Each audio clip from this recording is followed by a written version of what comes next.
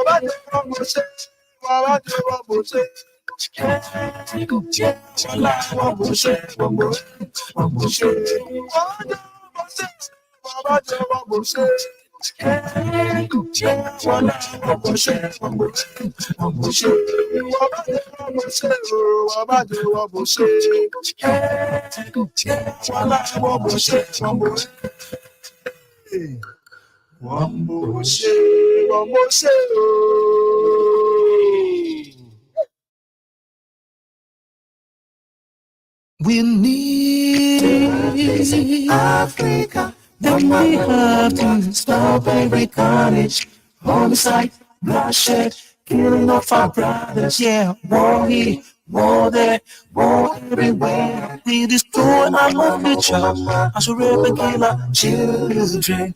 Oh, rape and kill our children. Oh mama, Africa, love me pray. Oh mama, Africa, see your children fight against each other, yeah. Politicians craving for power, and the rebels plotting to stop them, yeah.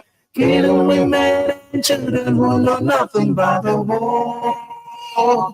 Oh mama, Africa, hear the screaming, hear the wailing, hear the mourning, hear the crying, women crying, children dying. Oh why? Oh mama, Africa, mama, oh mama, Africa. We need to have peace in Africa, and we have to stop every carnage, homicide, bloodshed, killing of our brothers, war here, war there, war everywhere. We destroy our own future as we rape and kill our children. Oh, rape and kill our children. Oh mama, Africa. Mama, Africa. Lord, we pray again for Mama Africa. See her people divided in the land, yeah.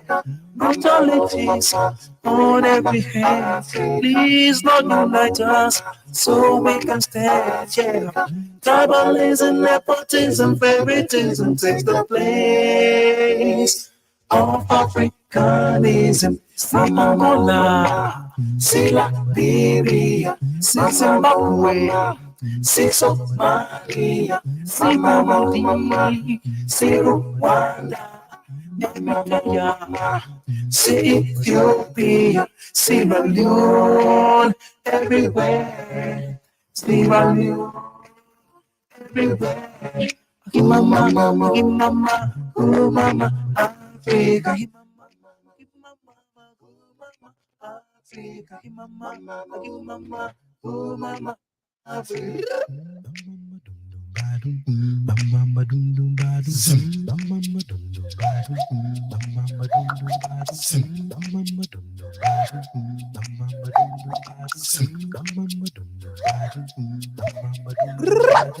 Ay, ay, ay, ay, yeah. Ay, ay, ay, ay, yeah. Ay, ay, ay, ay, yeah. Ay, ay, ay, ay, yeah. Ay, ay, ay, ay, yeah. Ay, ay, ay, ay, yeah. Ay, ay, ay, ay, yeah. Ay, ay, ay, ay, yeah. Ay, ay, ay, ay, yeah. Ay, ay, ay, ay, yeah. Which family we need freedom in Africa? Mama, we want justice in Africa. Which family we need unity in Africa? Mama, we want progress in Africa. Oh yes, oh mama, Africa, mama, Welcome, welcome, welcome to the Blacknificent radio show here on the galaxy of Hawaii.net. Welcome. Are you ready? Are you ready? So let's begin. Hello, karibuni sana katika lesson ya leo, lesson 5. And in this lesson, we're going to be covering the major learning outcome of self-introduction dialogues. But before that, let's look at our other key learning outcomes as we go ahead with the lesson. Our learning outcomes that by the end of this lesson should be, number 1, you should be able to use some simple Swahili basic phrases such as thank you, bye-bye, we'll see each other later. Number 2, you should be able to learn how to introduce yourself in Kiswahili easily. What's your name? My name is, and use some simple Swahili dialogues. So these are our 3 key learning outcomes for this lesson 5. So let's have a look at some of the basic phrases that we have. The first phrase is goodbye. Do you know that? Give it a try. It's kwaheri. It's kwaheri. And I want to hear the intonation on H-E. He, kwaheri. Fantastic. If you wanted to say goodbye to many people, you'd say it is as kwaherini. Kwaherini. Can you try and pronounce that? Kwaherini. Kwaherini. So anytime that you're putting the plural, you add an N-I at the end there to make it plural. Thank you. Goodbye to many people. See you later.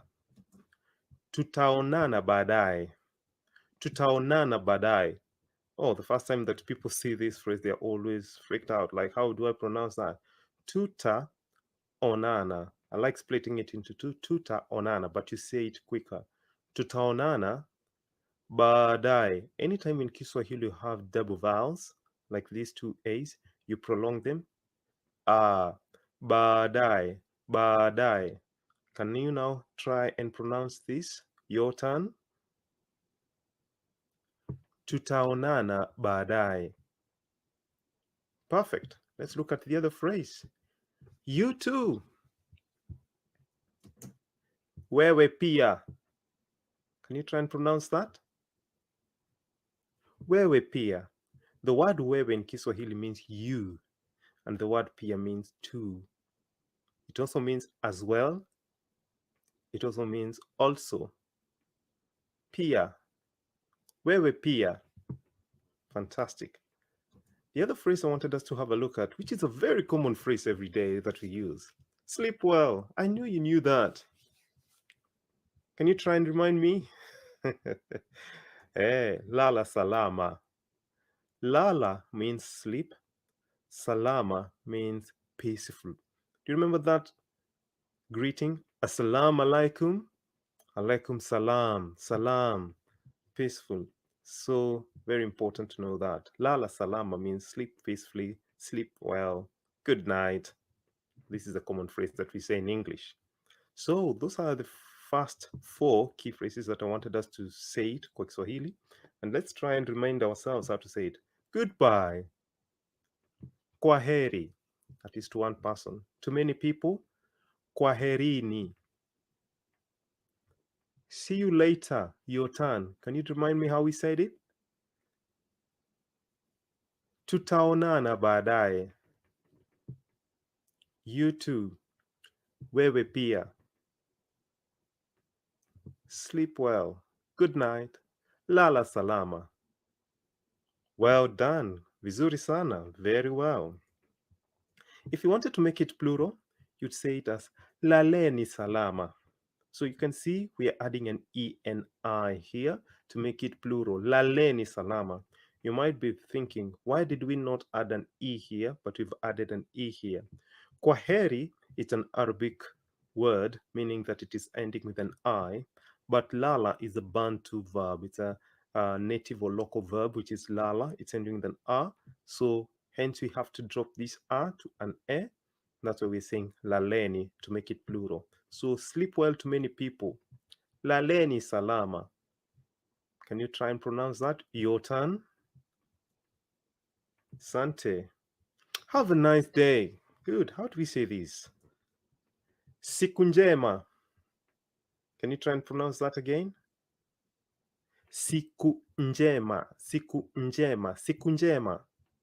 Swahili people, we speak quite quickly, so I want you to start learning how to speak quickly. So siku means day. Njema means fine or good or nice. Siku njema. Very well. I've been using this phrase a lot and I'll be using it in a lot of my lessons. Always watch out for that. Vizuri kabisa. Vizuri kabisa. It means very well. If you're doing very well, your pronunciations are good and you remember very well, I'll be telling you vizuri kabisa. Thank you. Every person knows this word or this phrase. Can you remind me? How do you say it? Asante. Asante. If you wanted to say thank you to many people, we'll say it as asanteni. Again, the E here, I've put it here so that it becomes asanteni. All of you, thank you. Asanteni. What about thank you very much? How would you say that? Asanteni sana. You've gone to a meeting and you'll say, thank you, everyone. Everyone is saying bye to you at the airport. Asanteni sana. Very good. So those are our first key, about 8 phrases on our first slide. So that is very important for you to learn those phrases. They are day-to-day phrases which we need to learn. If you wanted to make it plural, how do you say it? Got you. Santeni sana. Good.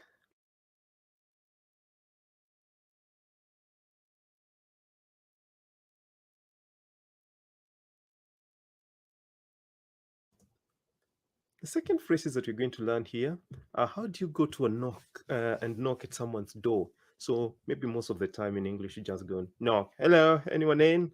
But in Swahili we have a special word that we use, and that is hodi. Can I hear that from you? Hodi. Yeah, it's you knock the door and you accompany the knock with that word hodi.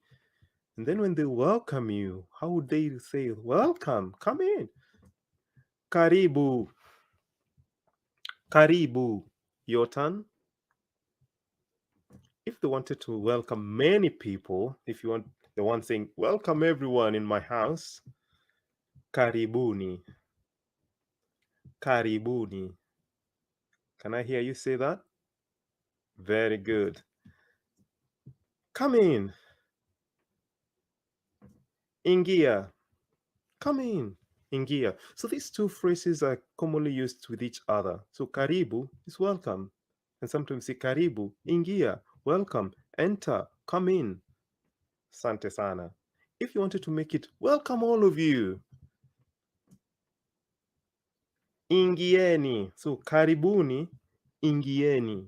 Karibuni, ingieni. So these three phrases will work all of them together like knock knock, someone approaches someone's door, someone is approaching your door. Hodi hodi, hodi.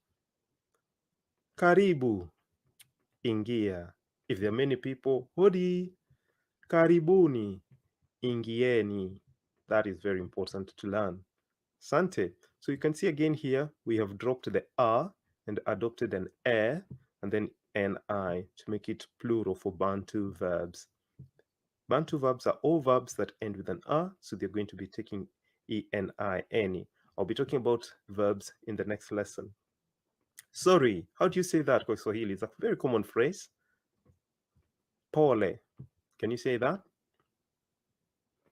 What about if you wanted to say sorry to everyone? So what would you say? I can't wait to hear that. Can you give it a go before you get the answer? Poleni. Oh, shouldn't be smiling. It's sorry to everyone. Poleni. I'm late. Poleni. Sorry to all of you. Pole. Sorry to one person. No worries. It means no worries. Everyone knows that from the Lion King. Hakuna matata. Hakuna matata. But from today, this is very touristy. If you go in Kenya or Tanzania or East Africa and you're saying hakuna matata, you look very tourist. But I want us to teach us a new word. Hamna shida. When you say that, people will give, ooh, you know something else. Hamna shida. It still means no worries. So in Kenya, we don't say hakuna matata all the time. We just say hamna shida. Hakuna matata is for the tourists. But if you're happy to use it, why not? Go ahead and use it. Place. How do you say please kwa Kiswahili? An Arabic word. Tafadhali. Remember the intonation when we did the syllable sounds? The DH, the letters DH is the same as the TH, which is a th. So I don't want to hear tafadali. We don't have tafadali or Ramadan. We have Ramathan. Tafadhali. So tafadhali. What if you wanted to say please to many people? Tafadhalini. Whoa, it's a long word. I want to hear your pronunciation. Your turn. Asante. Tafadhalini. Brilliant. Well done for going through the second 6 phrases, which are very common day-to-day phrases that you're going to encounter in Kiswahili. Let's go through them again. Hodi. Karibu. Karibuni. Ingia. Ingieni. Pole. Poleni. Hamna shida. Tafadhali. Tafadhalini. Good. I want you on your own free time as you go through this, try and pronounce this all the time. Do some flashcards and practice as much as you can. So the third part of our key basic phrases in Kiswahili will include things like good morning. In this case, I'm looking for how are you this morning? How would we say that kwa Kiswahili? Habari za asubuhi. Your turn. Can you try and pronounce that? Habari za asubuhi. So if you wake up in the morning and you want to say hello everyone in the morning, habari za asubuhi. Hello to one person in the morning, habari za asubuhi. Perfect. Second key phrase I wanted us to have a look at is have a good afternoon. Yeah, have a good afternoon. Times in Swahili are very important. And how do we say that? Mchana mwema. I want to hear your chana. Mchana mwema. Can you try and pronounce that? Your turn. Perfect. Mchana mwema. Okay, how do we say that in Kiswahili? Sawa. And some people even repeat it. Sawa sawa. Like, okay, I get it. Sawa sawa. How do we say have a good evening in Swahili? So it's good we're learning different times of day, morning, afternoon, and evening. Jioni njema. Can you say that? Can you pronounce that again? Jioni njema. Yes. Very common key phrase in Kiswahili all the time. Ndio. Ndio. No. Everyone is trying to sell to you things and you're, no, I don't want it. Hapana. Hapana. Perfect. So these are very key phrases in Kiswahili, and we use them on a day-to-day. So let's just go through them again. Good morning. Your turn. And I want you to say it quickly. Habari za asubuhi. Remember, it's a question, so I don't want habari za asubuhi. Habari za asubuhi. Have a good afternoon. Mchana mwema. Okay. Sawa. Sawa sawa. Have a good evening. Jioni njema. Yes. Ndio. No. Hapana. Perfect.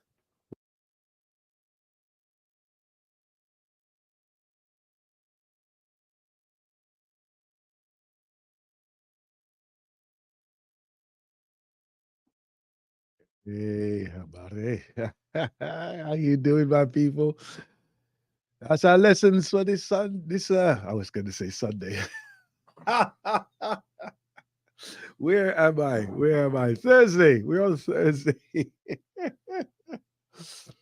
Oh boy, we're getting it left, right, and center. I tell you, and I'm gonna say also, if you want additional language experience as well, right? I see that Sister Shanice has incorporated that into her program as well. And I'm sure that there are other, I know that, come on now. As we rise in the mornings as well, right? When we come up in the morning, we know see that we are infused. We're infused by the other languages of our brother Ayo as well, you know. So we should be fluid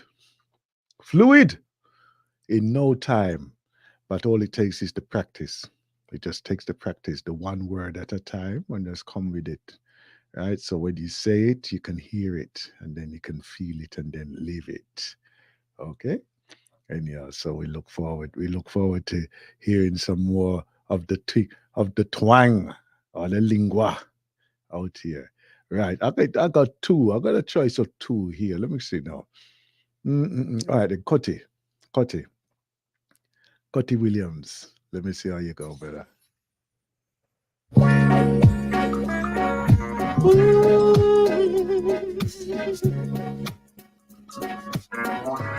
Yeah.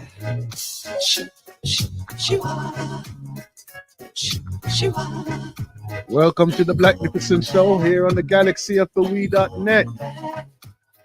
I'm going back to country living, where the air is fresh and clean. Going back to natural living, where the grass grows tall and green, and the skies can be seen. Yeah. I say goodbye to London City. City life is no longer for me. Going where the sun shines brightly, and the sound of nature's voice allows me to sleep. And there's room enough for us to fly. Time enough for us to try. All the things you want to do now. Country life. Oh, with you. Going back. I'm going back to natural living. That's where I was meant to be. Gonna take life nice and easy. Take a trip to my old hometown. Gonna live as I please.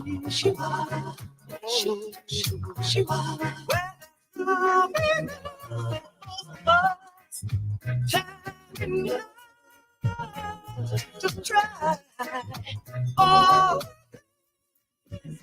you wanna do now, country life. Welcome. with you.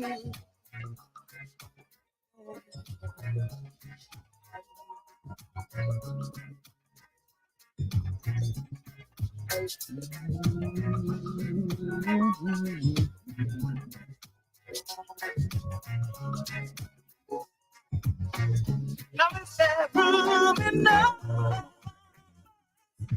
Time to try. Oh, you wanna do now? Can't you lie? With you,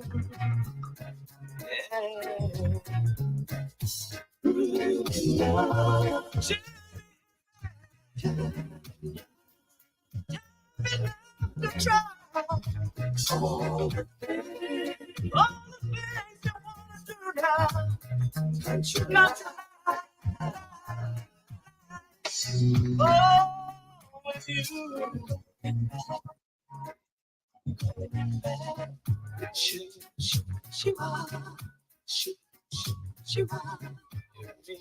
Going back, going back. You know that we always adding something different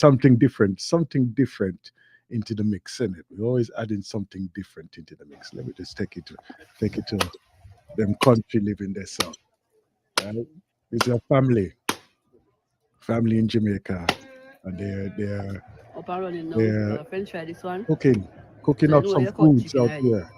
Joint by Yes, sir. joint. You go on there arm post. Sugar and beef. Cut it off the chicken there, so. I cut him down to size. Mm. The next one. Alright, leg time now. Just joint them up. Joint by joint. You up and running like that. Joint by joint. Joint by joint. You up and running. Alright, I bust him chest. Busting chest. I bust him chest. You see them bust people chest? The busting a two. I fall chest. Me I bust that too, my friend. Come on, chest. Oh boy. Yourself. Subscribe and press that set up, every time. Sir, don't be done. Like that, easy. When move and go around the sun. No, where my video for you? Go like, hey, look at that to that.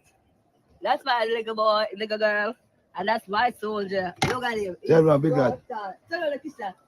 Aaron. No, turn around. Brother Aaron. Brother Aaron. Some people we are dismantle the chicken. Step by step, we are dismantle.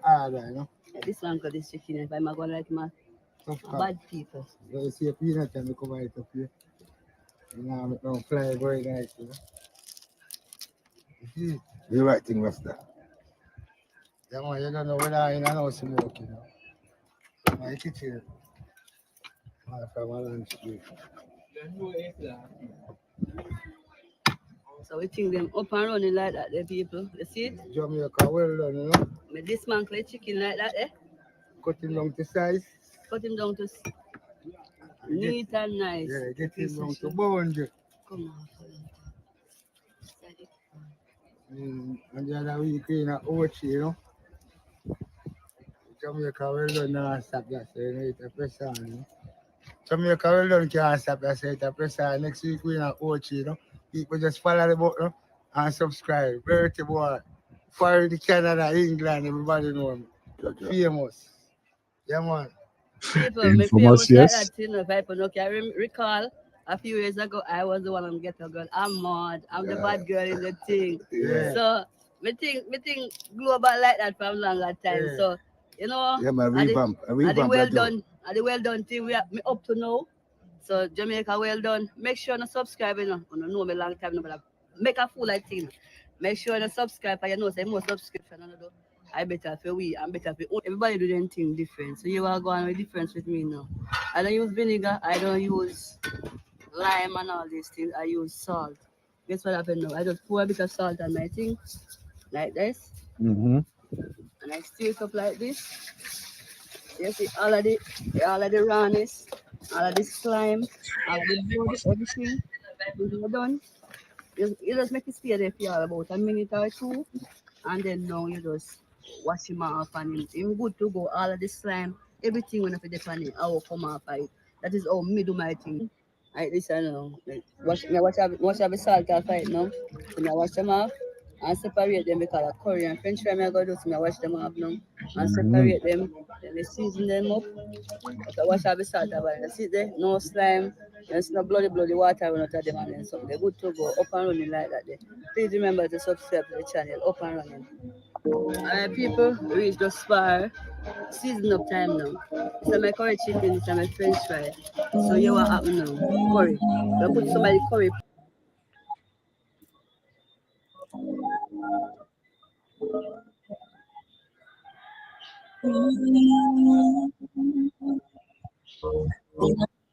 Where I'm coming from.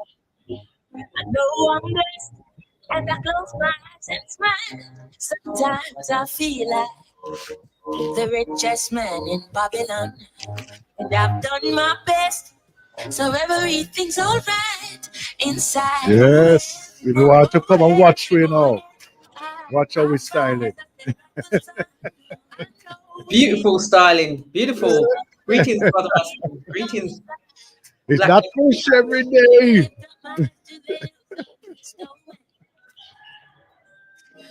Yes, I.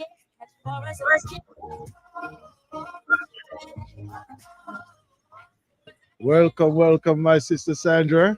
Welcome, brother Aston and the family. Yeah, we just reach across the water to just Yes, touch down. yes. Beautiful to see that it's a beautiful rising that you're having over there, so too. Yes, it's a dry rising. We Mm, had some rain in the earlier, but like mm. I said, I look out at the breadfruit and say I'm blessed.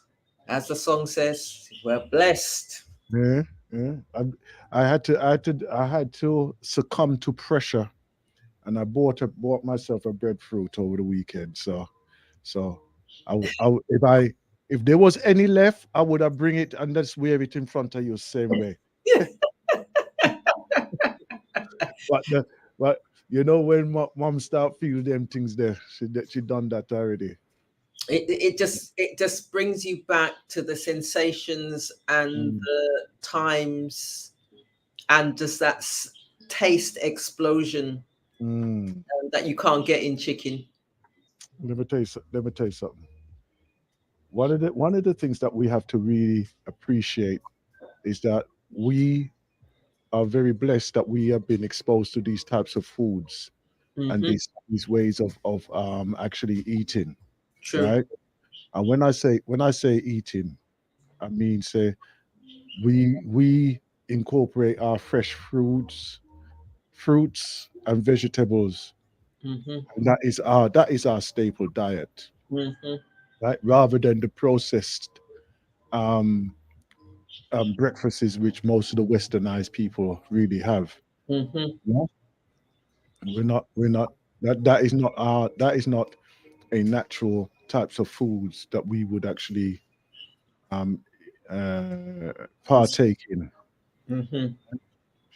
And obviously, the testimony of that is to look at the health of most of our people who live within the Western um, system, Hmm. right? And then look at the way how the transition of those who have left the Western to gone to the Caribbeans or the Africas, and look at the state of their health and the improvement that they experience as well. You know, Mm.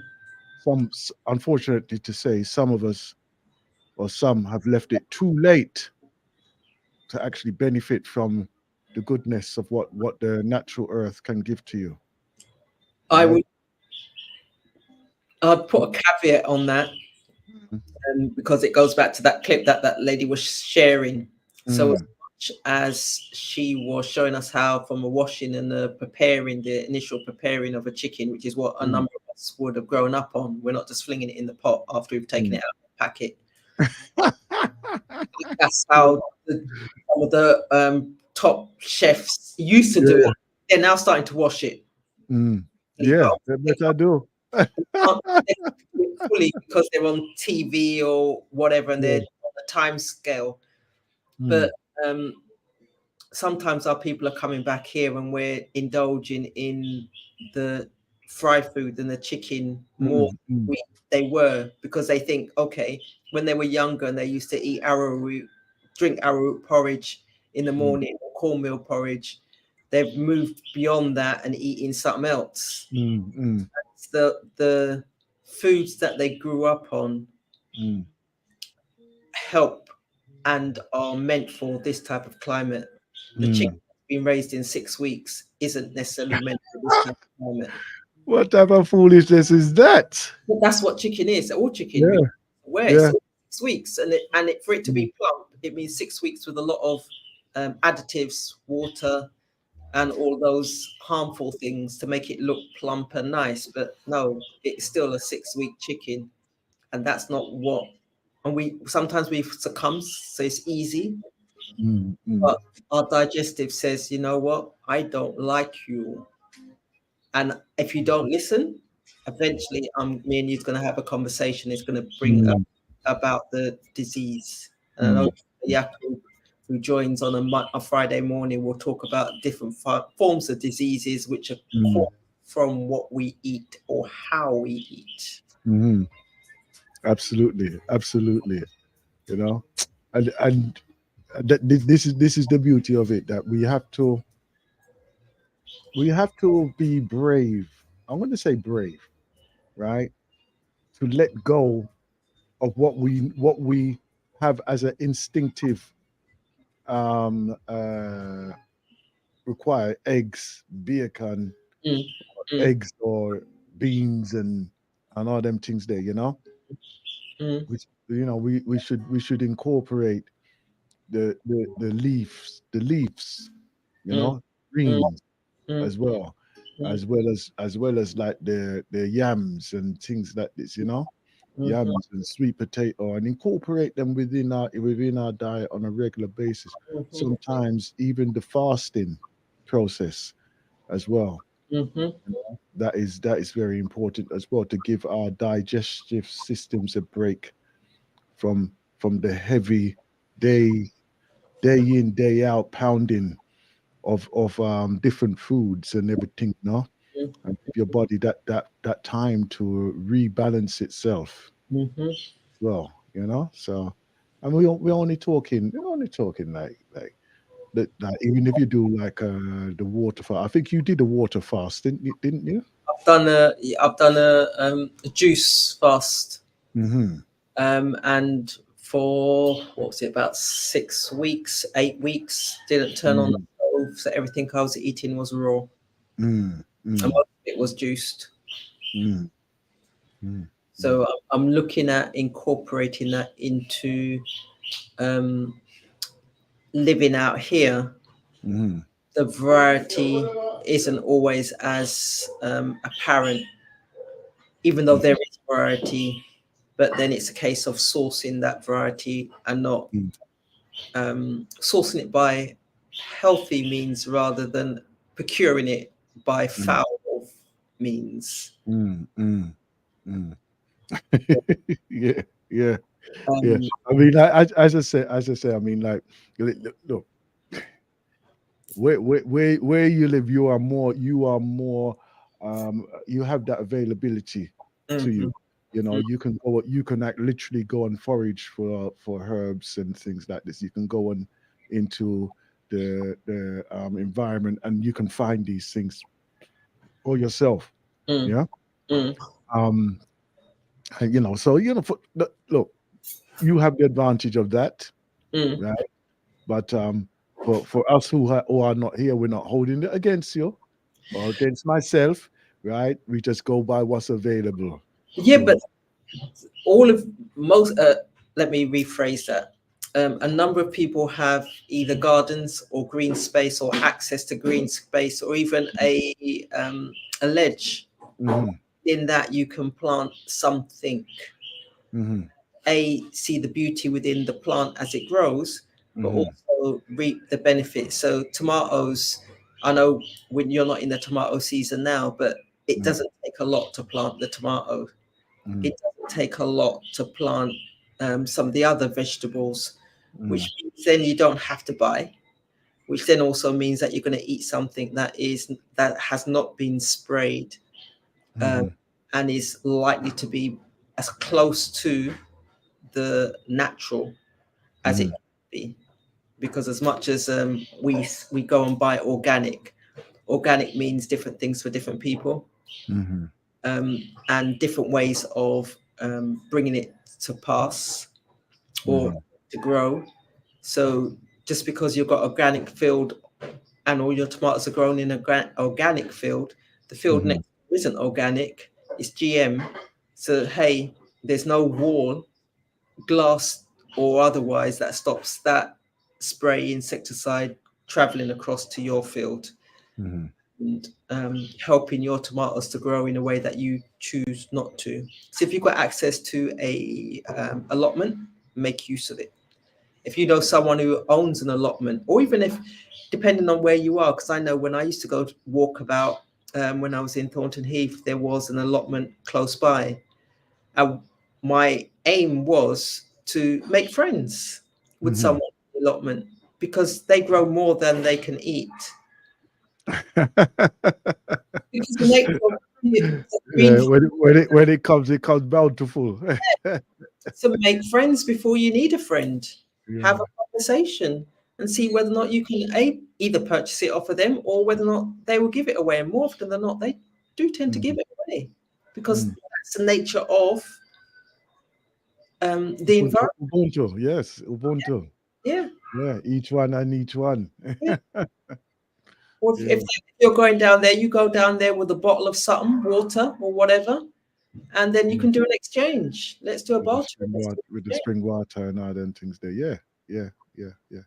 I know that one. I know that one. And yeah, let's move a little piece, turn the direction a little piece towards the caring for carers type of thing. You know, Okay. I know that we are emphasizing and providing that space as well for those who are actually in the process of doing that, going through that process of being a carer. You Mm-hmm. know, um, we here in the UK, there's been some changes as well with some of the benefits that is going to be available to some of those who are eligible for it. Mm-hmm. In other words, they would have to be a family member or the sole person, close friend even, who is solely looking after or looking for the interest of that person that is the carer. Mm, And therefore, if you are like as a family and you're not receiving any financial assistance, or your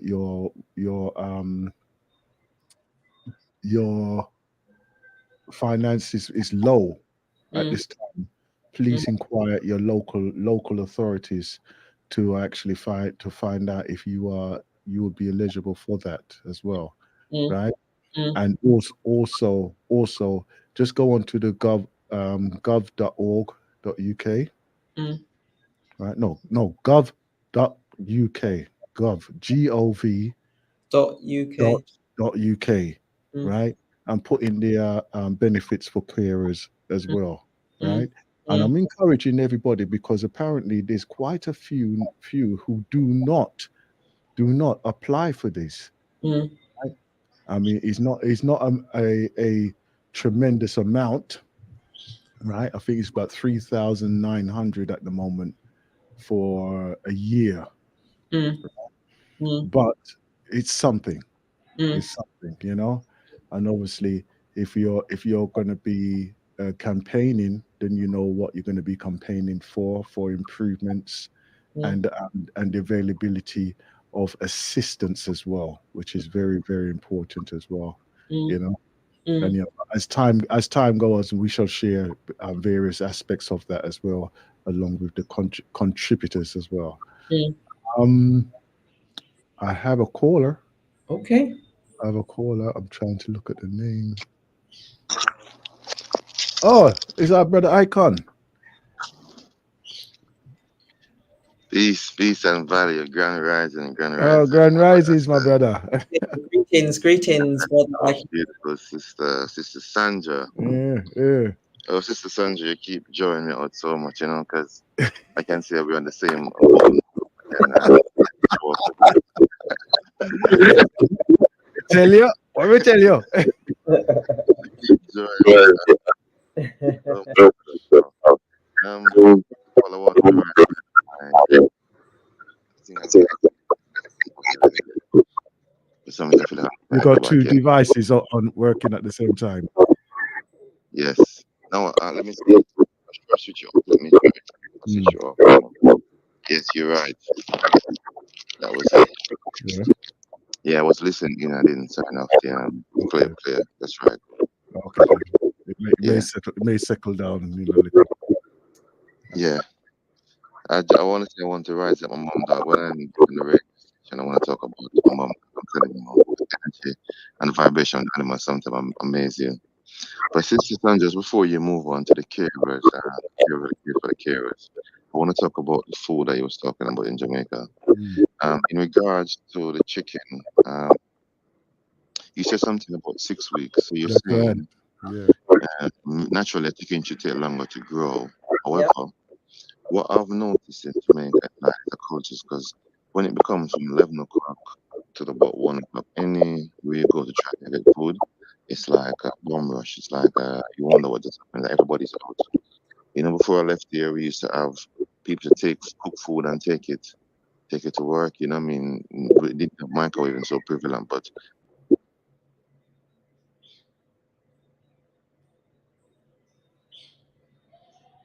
Can't hear. whatever you want to call it. Porridge or something. And then in the evening, and I'm telling you, we're not supposed to reach at school like after 8. So young, she has to wake up about 5 o'clock. And she would do it every morning, as I can remember. And then, in the evening, when it was old enough, we made dinner, but she made it also. Now, I'm really seeing that Oxford culture to the level that I'm made everybody actually cooking in the to make a thing and coming back in the district where I realize it's most of the younger generation because the older people or the elders, I should say, do go back to their roots, try to get their heart authentic. But in terms of the chicken, I know they love chicken in Jamaica. And even me myself, before I came, or me coming out, make sure that I had some chicken that was amazing. So I just killed them last week. Got someone to do it anyway. I didn't do it because I'm still trying to catch myself back, clean them. About and it kind of helped because the community, which I know I'm less and doing it to sell them at the time. Just make sure enough in case the family come around, barbecue, whatever, and also just to keep the cost down, making food, some less fortunate people that was in the community, I gave them a couple, just one members and whatever. But however, the fact that even the chicken itself, we know it's not healthy, but even doing that, it does alleviate, especially the cost, because even going to the shops to buy it, where it costs so much. Where if you're going to eat chicken, you might as well. You have space in Jamaica. Your midweight is conducive to really growing chicken. You could even get your own eggs and everything, and even the farming. So I'm saying, even though the health factor is one part of it, but we do have the Chinese and American companies that feed our people. So I think they could continue. They can change it. And go back to that. I know this is, but they even I know because you're cooking, even the chicken that was I had swear for like ginger and olive oil into the water for the last week. That kind of toxic about it. Those little remedies that so they don't realize that they require advice. So they use initiative and things that they know from olden days. And maybe it makes it a little bit more healthy. But I'm just saying, in that sense. So But Alan, if what's the interjection? Yes. I hear you in relation to that, and I love the fact that you mentioned aloe vera in the water because that's what my mum used to do. Rather than going and getting something from the farm store to help clean out the chickens, she would put aloe vera in the water. That would do a natural clean, and she was very conscious about making sure the sawdust had been changed, and she wasn't giving them the boosters which they encouraged when she was picking up the chicken. And boosters effectively just encourages chicken to drink more water. So it's beautiful the fact that you've making a choice to raise chickens and then to not only raise it for yourself but recognize there are others around you who may not necessarily have had that opportunity, so you're sharing, and it's an act of kindness that Jamaica in effect is renowned for, because I feel it every morning when I walk out and you're greeting people and you think, I don't know this person. So you're doing that. But it's just also a case for myself when you say a lot of people are eating out the box food. And if you've not been to Jamaica for a while and you just stay still long enough, you can, like you say, come a certain hour, it's almost like zombified. People are all walking with white plastic carton box. Mhm. Within that, they've got a piece of chicken, some rice. They may or may not have vegetables, and if they have it, a lot of them then tend to box it to one side because the vegetables balls are either put on sparingly or they're just not interested. They're more interested in the chicken and the rice. And the KFC, the lines for KFC is just crazy at any point in the day because of that thing called chicken. So chicken's a staple out here, but we don't have to rear it like we do because everyone wants something fast and quick. 6 weeks becomes okay, yeah. Well, within 6 weeks, if I buy chicken now, by the end of February, I could be eating them. It just for me, it just don't sound right, taste right, or feel right to the gut. One of the things I would like to ask Brother Icon, what, how much do you find the cost for rearing, like, say, 20 chicken?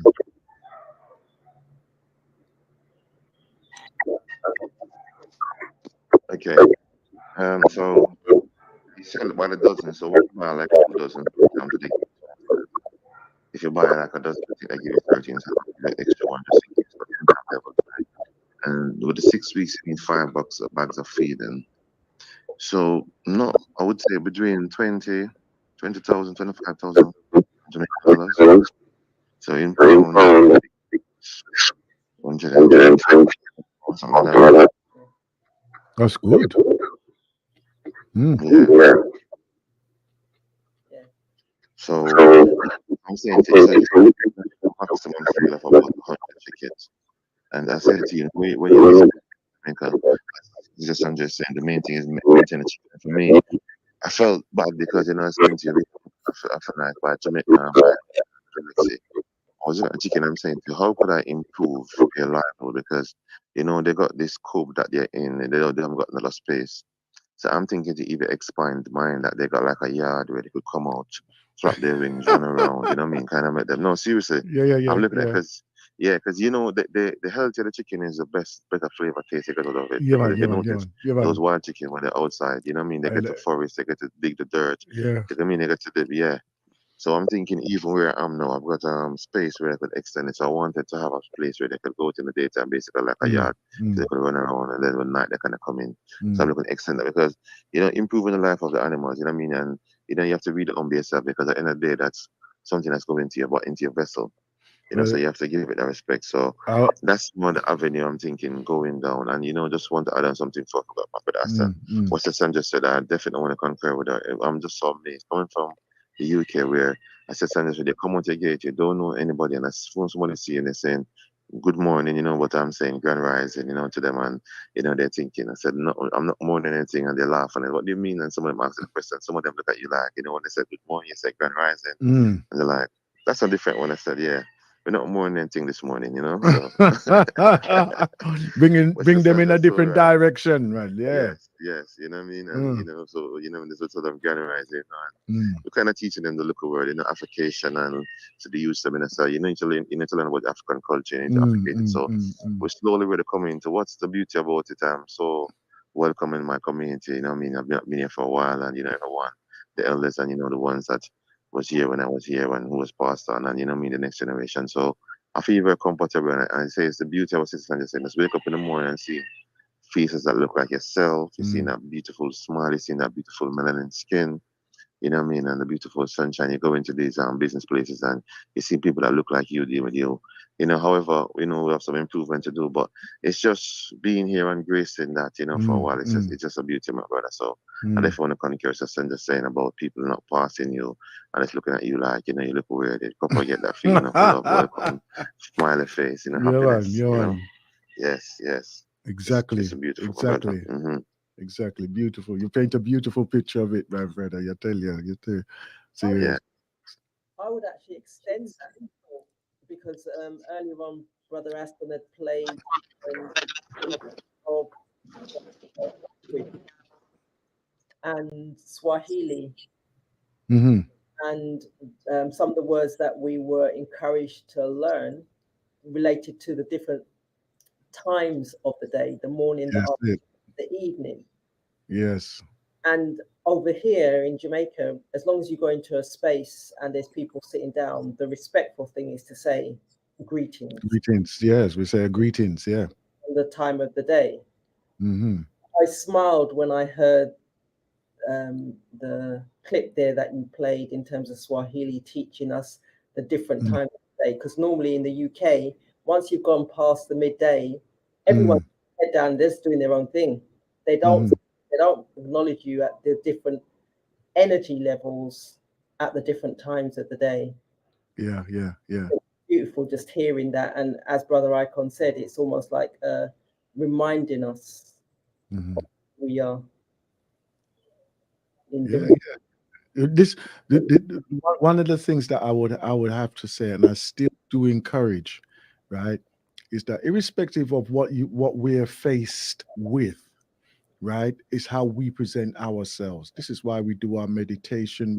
We set our programs in the positive way to live our life with the purpose, and then exhibit that on a daily basis, right? Even for what brother Icon just showed there, right? He's the epitomization of exhibiting that by even stating, grand rising, right? And everyone just what him say?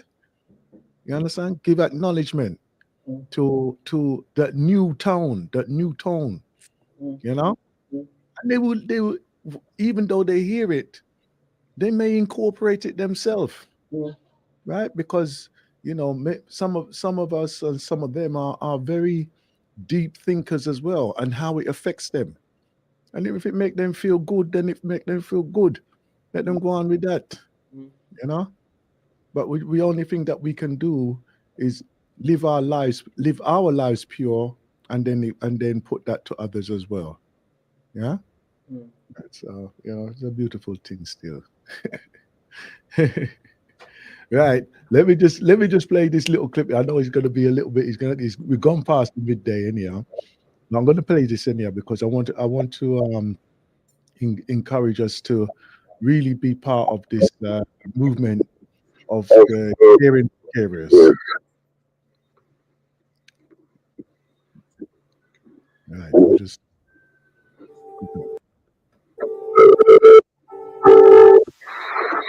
Her personality has changed a lot. She talks often about like being lonely and not really having anybody around. But I think it's more representative of like just not having herself, basically, the person that she used to be. Stop doing the things you love to do. And then our relationship has changed really because the person that I know who was my mother is not here anymore. So it's definitely more of like the child is the parent relationship now, which has its own challenges.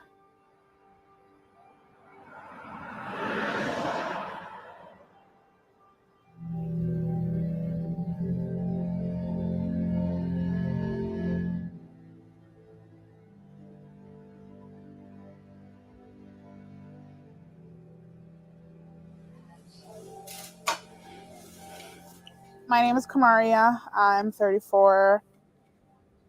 I live here in Weymouth. My husband, Marquette. My mom is Mary. She's 62. She was diagnosed with early onset Alzheimer's about 6 or 7 years ago. She had lost a lot of weight and we couldn't really figure out why she was losing the weight. She wasn't trying to. And then we ended up going to the Boston Center for Memory in Newton, and they were the ones who gave her the ultimate diagnosis of the early onset Alzheimer's.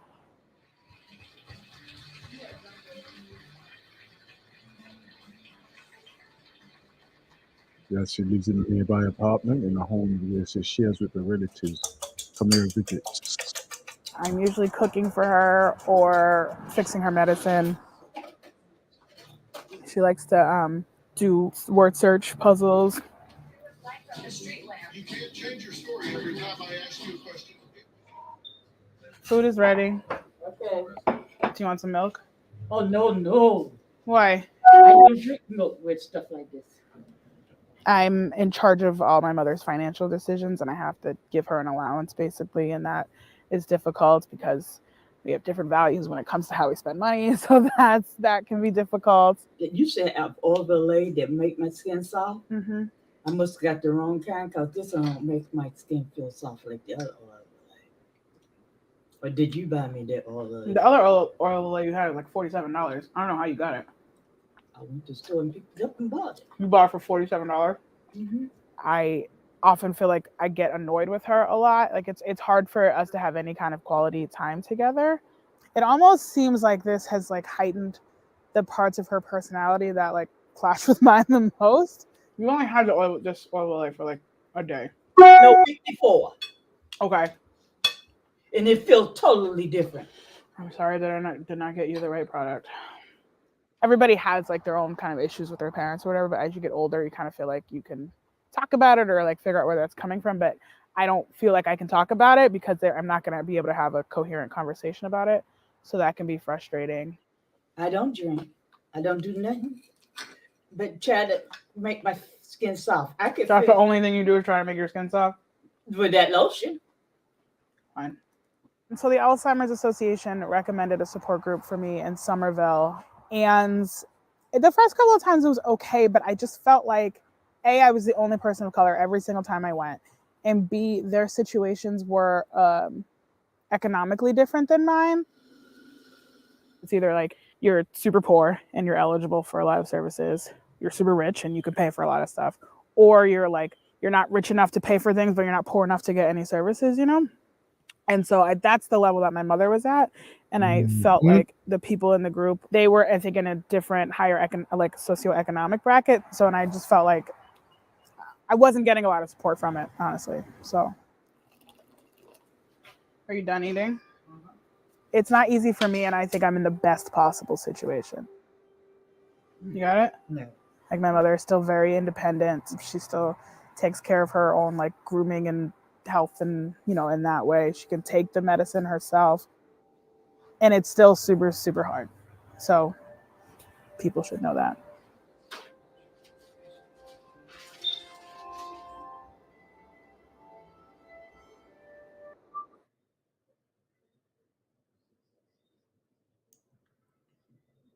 Thank you for showing that and just highlighting that her experiences are similar to the experience that I had, similar to the experience that you currently had, Cyber W in the UK is currently having, and many of our Galaxy family members are having had. One thing that made me this time, wow, was the mother was still doing the crosswords, still actively doing the crosswords, the word search. And I know I used to buy copious amounts of word search and always send it down to Jamaica or bring it with me when I was traveling, or mom would buy it out here when it became a lot easier.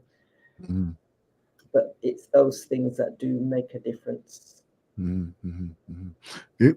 Like, okay then. I would say my mother, right? Artists, right? Painting. When I say paintings, we still have uh, most of the art on the wall, Mm. right? Apart from probably one or two, Mm. is what my mother did, right? And sculpting as well. Mm. She was a seamstress as Mm. well. Mm. Now that it is like a total shadow of the person Mm. that I knew, uh, and I was very fortunate again in that way that it was a gradual process instead of the all of a sudden, Mm. which Mm. so many of us do actually have. Mm. One thing I did pick up on what she was saying, what was shared in that clip there, is the frustration that she was having in communicating with her mother. Mm. And this is something what affects us personally, Mm. right? In our communication, we're expecting them to just accept us for who we are Mm. and accept what we're saying. Mm. Now, like doing some research on this and speaking to those who are in the gradual process of what it does take, and listening to what they had said, is that what they're doing, they're fighting to maintain their dignity and their identity. Mm. We're on the other side of the fence, Mm. basically fighting to maintain their dignity. So, but we're, instead of like helping them to maintain it, they Mm. see it as you are challenging them. In a way. Yeah. Mm. So Mm. therefore, even though you both have the goodwill in heart, it Mm. doesn't necessarily transpires like that Mm. in practicality, Mm. you know. Mm. And this is why this is why sometimes you just let them do what they're gonna do Mm. because they feel that they're right in what they do, although we know that is not right. Mm. But they are feeling that form of control, and you know, where whether they go into the kitchen and they're picking up 10 cups, and they're trying to make a cup of tea, Mm. but all they're doing is just putting the tea bag in each of the cups, Mm. Mm. and not putting the water in there. You Mm. know, is all those type of things I experienced. Yeah. Mm. Mm. I experienced that the other day. But still, you Mm. should allow them to just go through that process of like seeing how they are and how they are. I have to say there has been I have observed my mother having a physical improvement Mm. in the way that she's walking with more balance, because she was like very very much in the, I'm just sitting here, I'm just gonna sit here and then just sit there for hours, or they just go and lie down in their bed for hours. And of course the body is just getting weaker and weaker and weaker. Mm. So consciously, we um like doing some form of exercise, Mm. ensuring that they're doing some kind of mobility, even if it's for 15, 20 minutes a day, at Mm. least. At least they're being active in that way, and it has improved for my Mm. mother anyway. In that way, So I'll just give it that little bit of advice there for this strong. Right? So how are you coping, my sister? How are you coping now? I'm I'm finding that beautiful rhythm. Mm, Um, mm, Within that, um, I have, was it in this last strong? hmm Dreamt my mother, and she Oh wow! You had it. I dream her often, um, but she was hugging me in that dreams, or that vision. Mm, Um, so for me, I getting involved. I'm creating some classes. Mm-hmm. I'll be doing some volunteering with some young people in terms of office skills and CV writing. So I'm creating those classes to be delivered next in the next 7 days. Mm-hmm.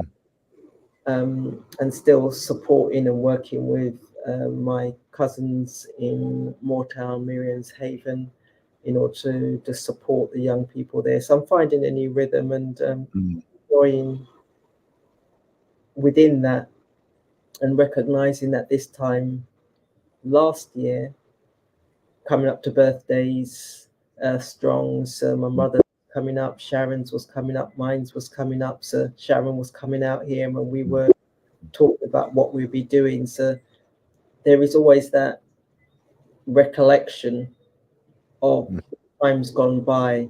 But like I said, if I think about the dream and I think about the sightings or the feelings that I have within that dream space, I just have to smile to myself and say everything's perfect and everything's improving. Mm-hmm. That's brilliant. That's brilliant, man. That's brilliant. We have to just give thanks for what we have, and what we have. We have the opportunities as well. Yeah. Gratitude comes to mind as well. Gratitude comes to mind. You know. Yeah. I'll just,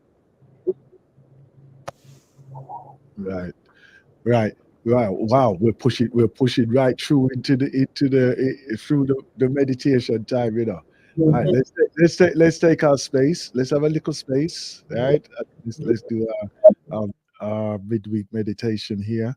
Right. Our midday meditation. Right. What have I got here? Oh yes. Oh no. Wait a minute. I've done that one already. You know.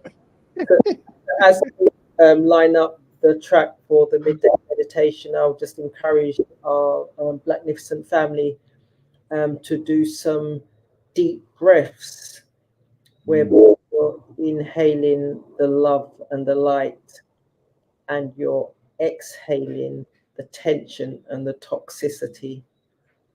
So breathe from the stomach like children breathe, whereby you're not breathing from the diaphragm, you're breathing from the stomach, the pit of your belly, and you're bringing in all the love and light and the gratitude and the good vibrations and the kindness that's surrounding you, and you're exhaling the negativity, the toxicity, the anger, the frustration, the hurt, the pain, the emotions that do not serve you. So give yourself that opportunity to feel the love and to connect and reconnect with the positive, to give yourself the opportunity of bringing more of it into your space. So Brother Aston is just looking for the tracks that he... We're ready now. Ah, right then. Beautiful introduction, right there, so right. Power of your breath, power of the breath. All these things to control and to empower ourselves, right? So let's go for the next 15 minutes or so for our midday meditation this strong here on the galaxy of we.net on the Blacknificent Radio Show.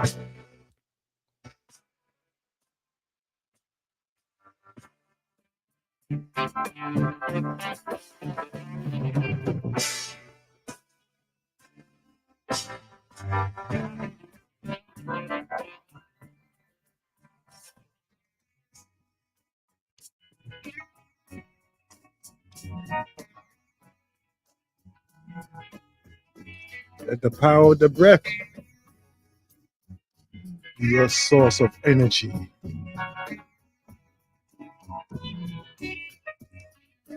Master told ye one day, I find peace in every way. But inside for the clue on things I was bound to do. Keep my head to the sky for the clouds to tell me why. As I do with strength, Master kept me, and I repent. And he said, keep head to the sky.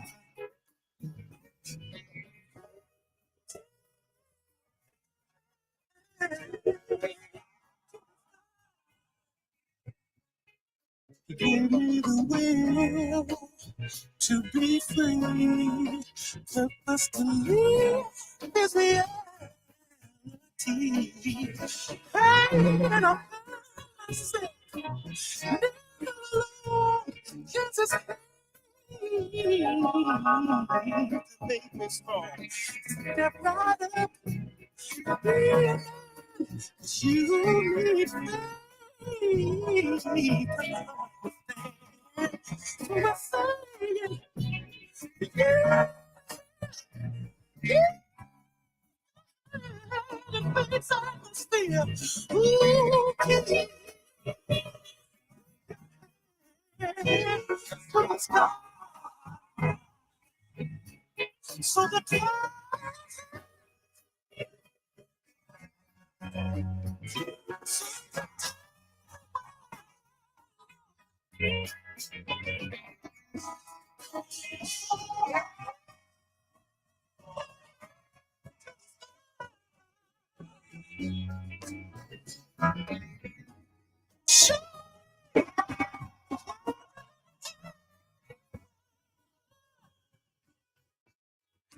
gave me the will to be free. Purpose to live is reality. Ooh, when I found myself never alone, chances came, they came to make me strong. Hey, step right up, be a man. Ooh, you need faith to understand. Cause I would just say, you, oh, yeah. Giant in a vision, there was there amidst everyone, stretching for his right hand. Oh, it's like a family reunion. Zion in a vision, there was there amidst everyone, stretching for his right hand. Oh, it's like a family reunion. Everything seems so real, the warmness of Jah I could feel. His love filled me up. Oh Lord, I didn't want to wake up. I saw Zion in a vision. Jah was there amidst everyone, stretching forth his right hand. Oh, it's like a family reunion. We were all singing the same song, giving praises to the Almighty One. All I could feel was happiness, surrounded by righteousness. I saw Zion in a vision. There was there amidst everyone, stretching forth his right hand. Oh, it's like a family reunion. Zion in a vision. Jah was there amidst everyone, stretching forth his right hand. Oh, it's like a family reunion. There's no room for the ungodly, none for the workers of iniquity. Only pure in hearts and clean hands. So be good, oh little ones. I saw Zion in a vision. Jah was there amidst everyone, stretching forth his right hand. Oh, it's like a family reunion. Zion in a vision. Jah was there amidst everyone, stretching forth his right hand. Oh, it's like a family reunion. Everything seems so real, the warmness of Jah I could feel. His love filled me up. Oh Lord, I didn't want to wake up. I saw Zion in a vision. Jah was there amidst everyone, stretching forth his right hand. Oh, it's like a family reunion. I saw Zion in a vision. Yeah. We were all singing the same song, giving praises to the Almighty One. All I could feel was happiness, surrounded by righteousness. Zion in a vision. I mean it. Zion in a vision. Yeah, yeah, yeah. I saw Zion in a vision. Zion was there, is everyone, stretching forth his right hand. Oh, it's like a family reunion. Family reunion. I saw Zion in a vision. Zion was there.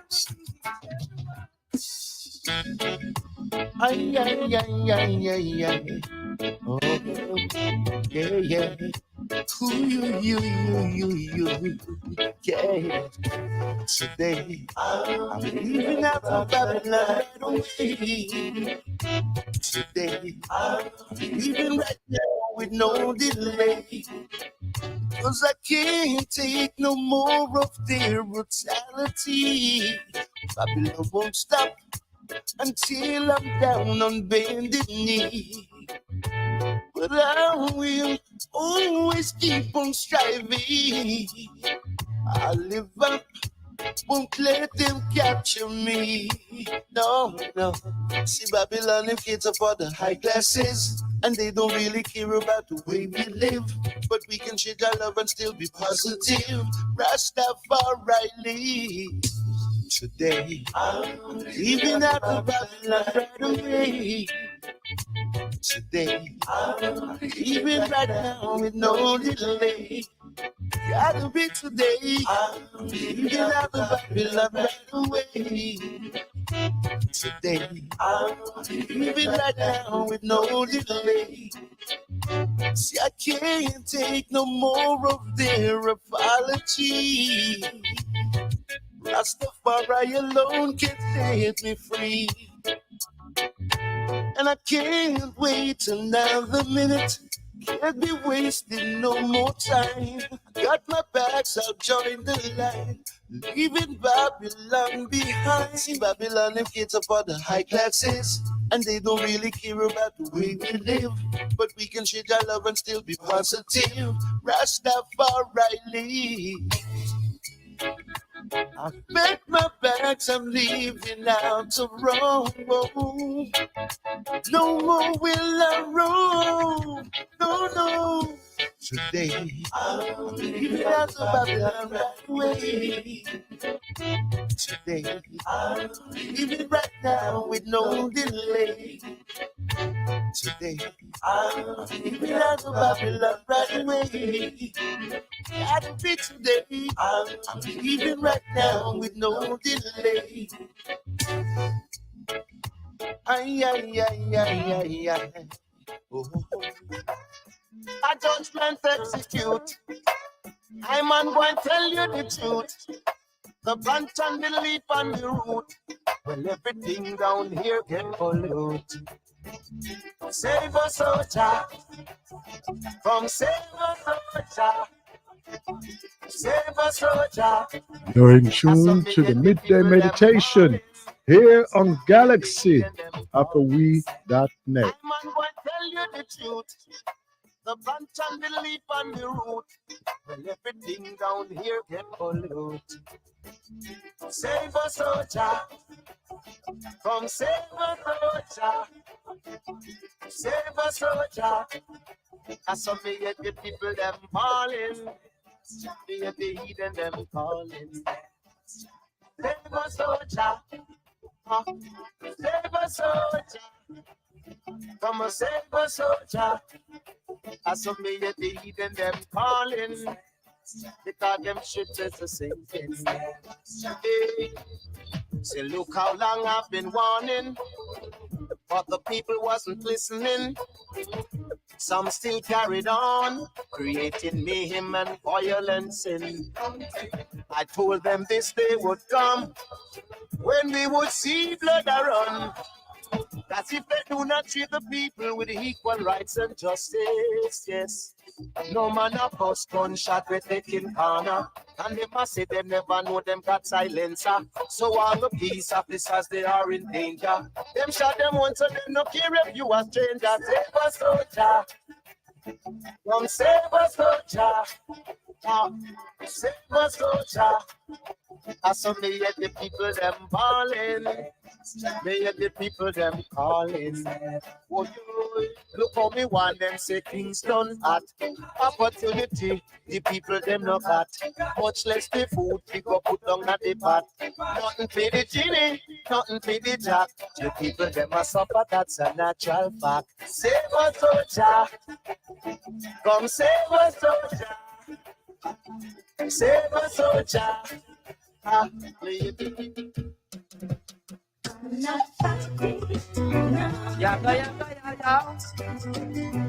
This is a now.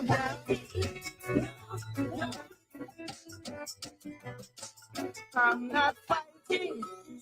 One of the truth and rights. I'm not fighting. One of the equal rights. I'm not fighting. One of the truth and rights. I'm not fighting. One of the equal rights. Romance media, everything is okay. And everywhere I look, I just fear it. And them kill poor people every day. Clear that killing is them hobby. They kill poor people, them don't feel funny. And even though them think you pay up their money. And where them love money, yes, them kill them mommy. And don't mind sharp, them we kill them daddy. And you them hungry, them kill a little baby. And one fire knife become hendas. I'm not fighting. One of the truth and right. I'm not fighting. One of the equal right. I'm not fighting. One of the truth and right. I'm not fighting. One of the equal right. People living in fear. Government them don't share. Violence everywhere. Mass migration everywhere. All our initiation from the eyes of fight. Dealing with truth and we dealing with rights. And full time now the Africans unite. And them thing the way I wanna highlight. I'm not fighting. One of the truth and right. I'm not fighting. One of the equal right. I'm not fighting. One of the truth and right. Romance media, everything is okay. And everywhere I look, I just hear. And them kill poor people every day.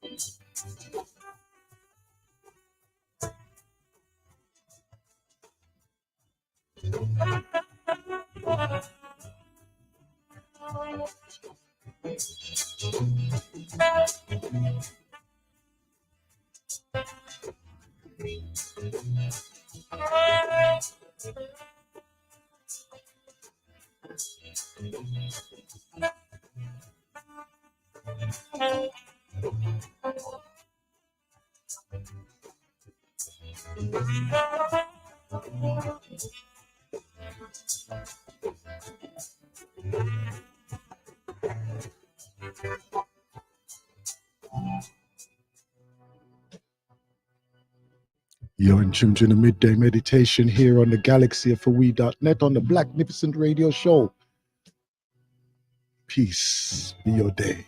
Peace be your day. If I ever leave you, baby,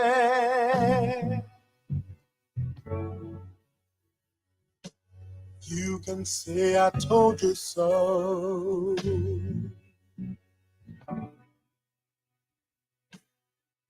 And if I ever hurt you,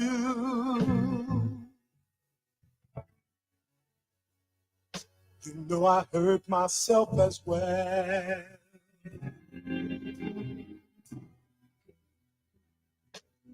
Is that any way for a man to carry on? Do you think I want my loved one gone? Said I love you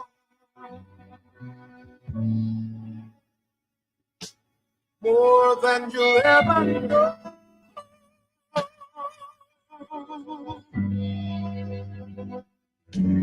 More than you know.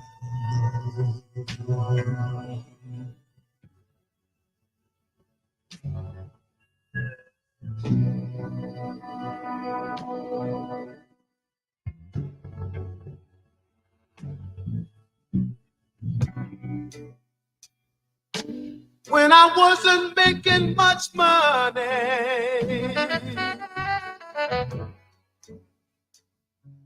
you know where my paycheck went.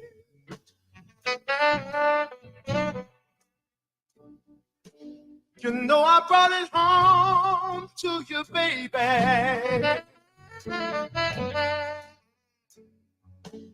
And I never spent a red cent. Hey. Is that any way for a man to carry on? Do you think I want my love? Said I love you.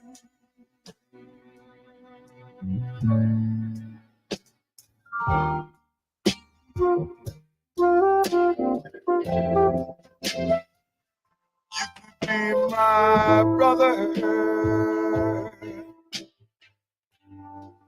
and I ain't talking about short.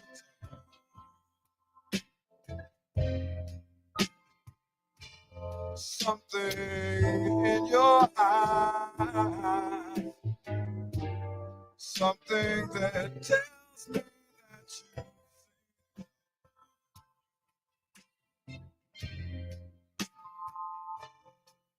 wouldn't you like to see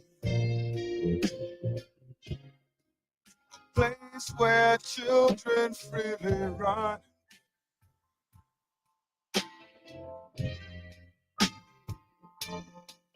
Wouldn't you like to see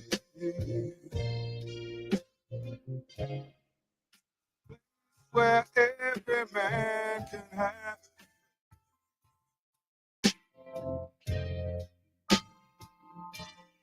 Wouldn't you like to see space and time exist where all men can truly be free? Yes, well, that's a lot like me.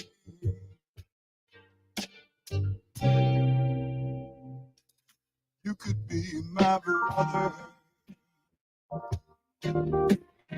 Thomas. It was art. You could be my brother. And talking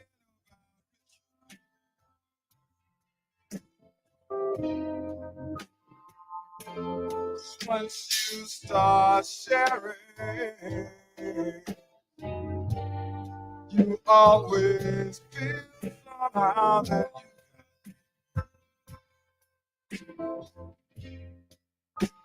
And wouldn't you like to feel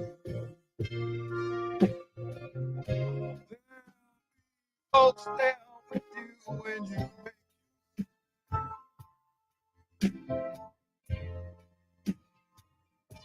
and wouldn't you like to feel you hold your destiny in your,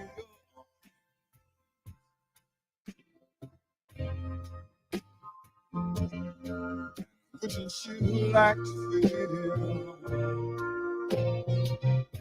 there's enough respect out there for each and every man? Yes, well, don't you understand?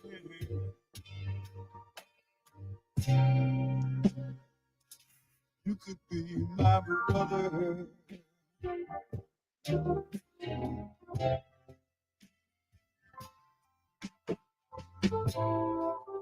Boy, gotta slow it. We got a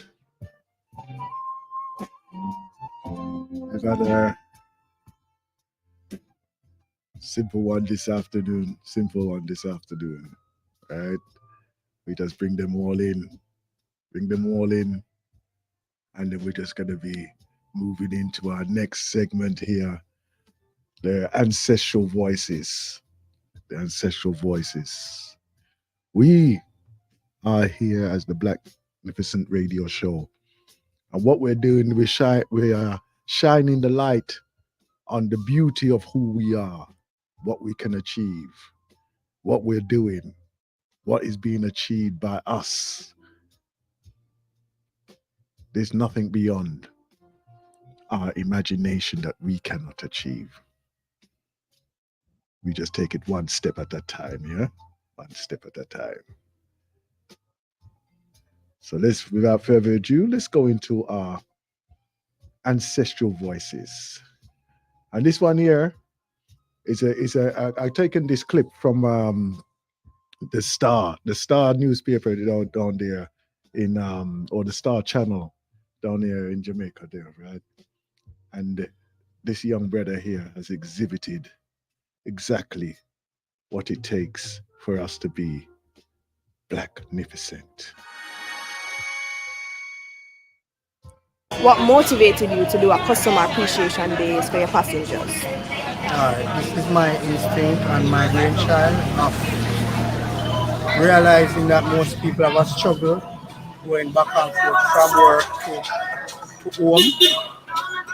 Not everyone can afford it. Secondly, every business in Jamaica give a customer appreciation day. So this is my business. My investment might have little hurdles in terms of road conditions, parts, and the daily struggles of vehicle in terms of maintain. But overall, yeah, it not take nothing to give back a day. That's changed before, and besides, I will give back one day everybody.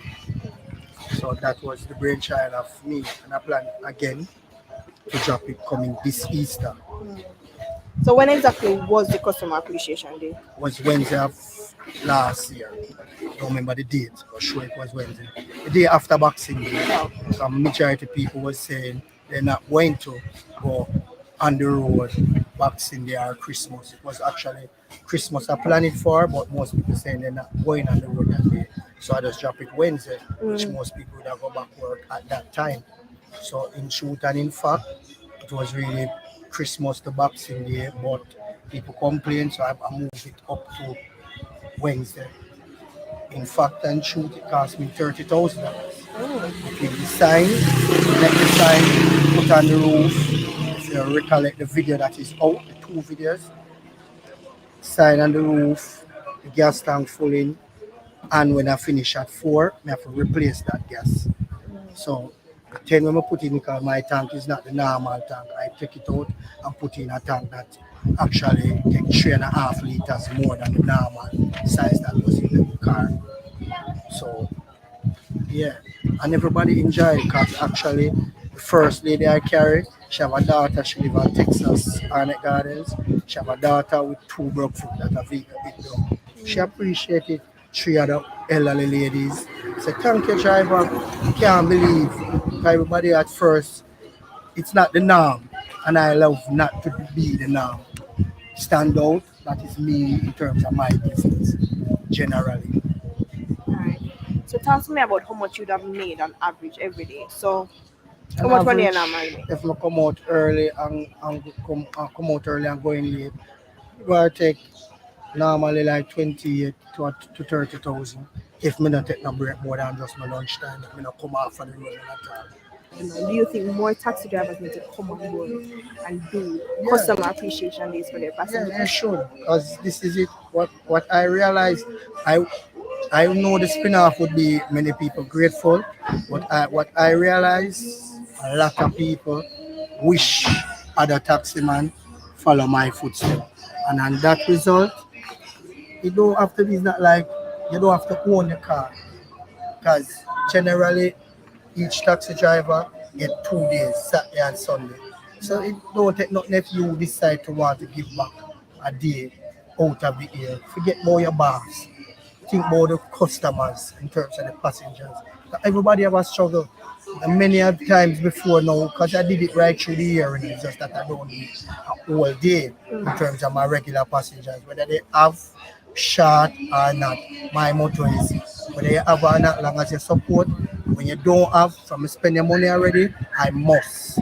It's not a if or a but or a maybe. I must carry it because I spend your money already. And I still do it in terms of 1 and 2 people when not going to really in terms of 1 or 2 times. Because people do have their struggles in terms of to get to work and get home back and pay their bills and also buy food.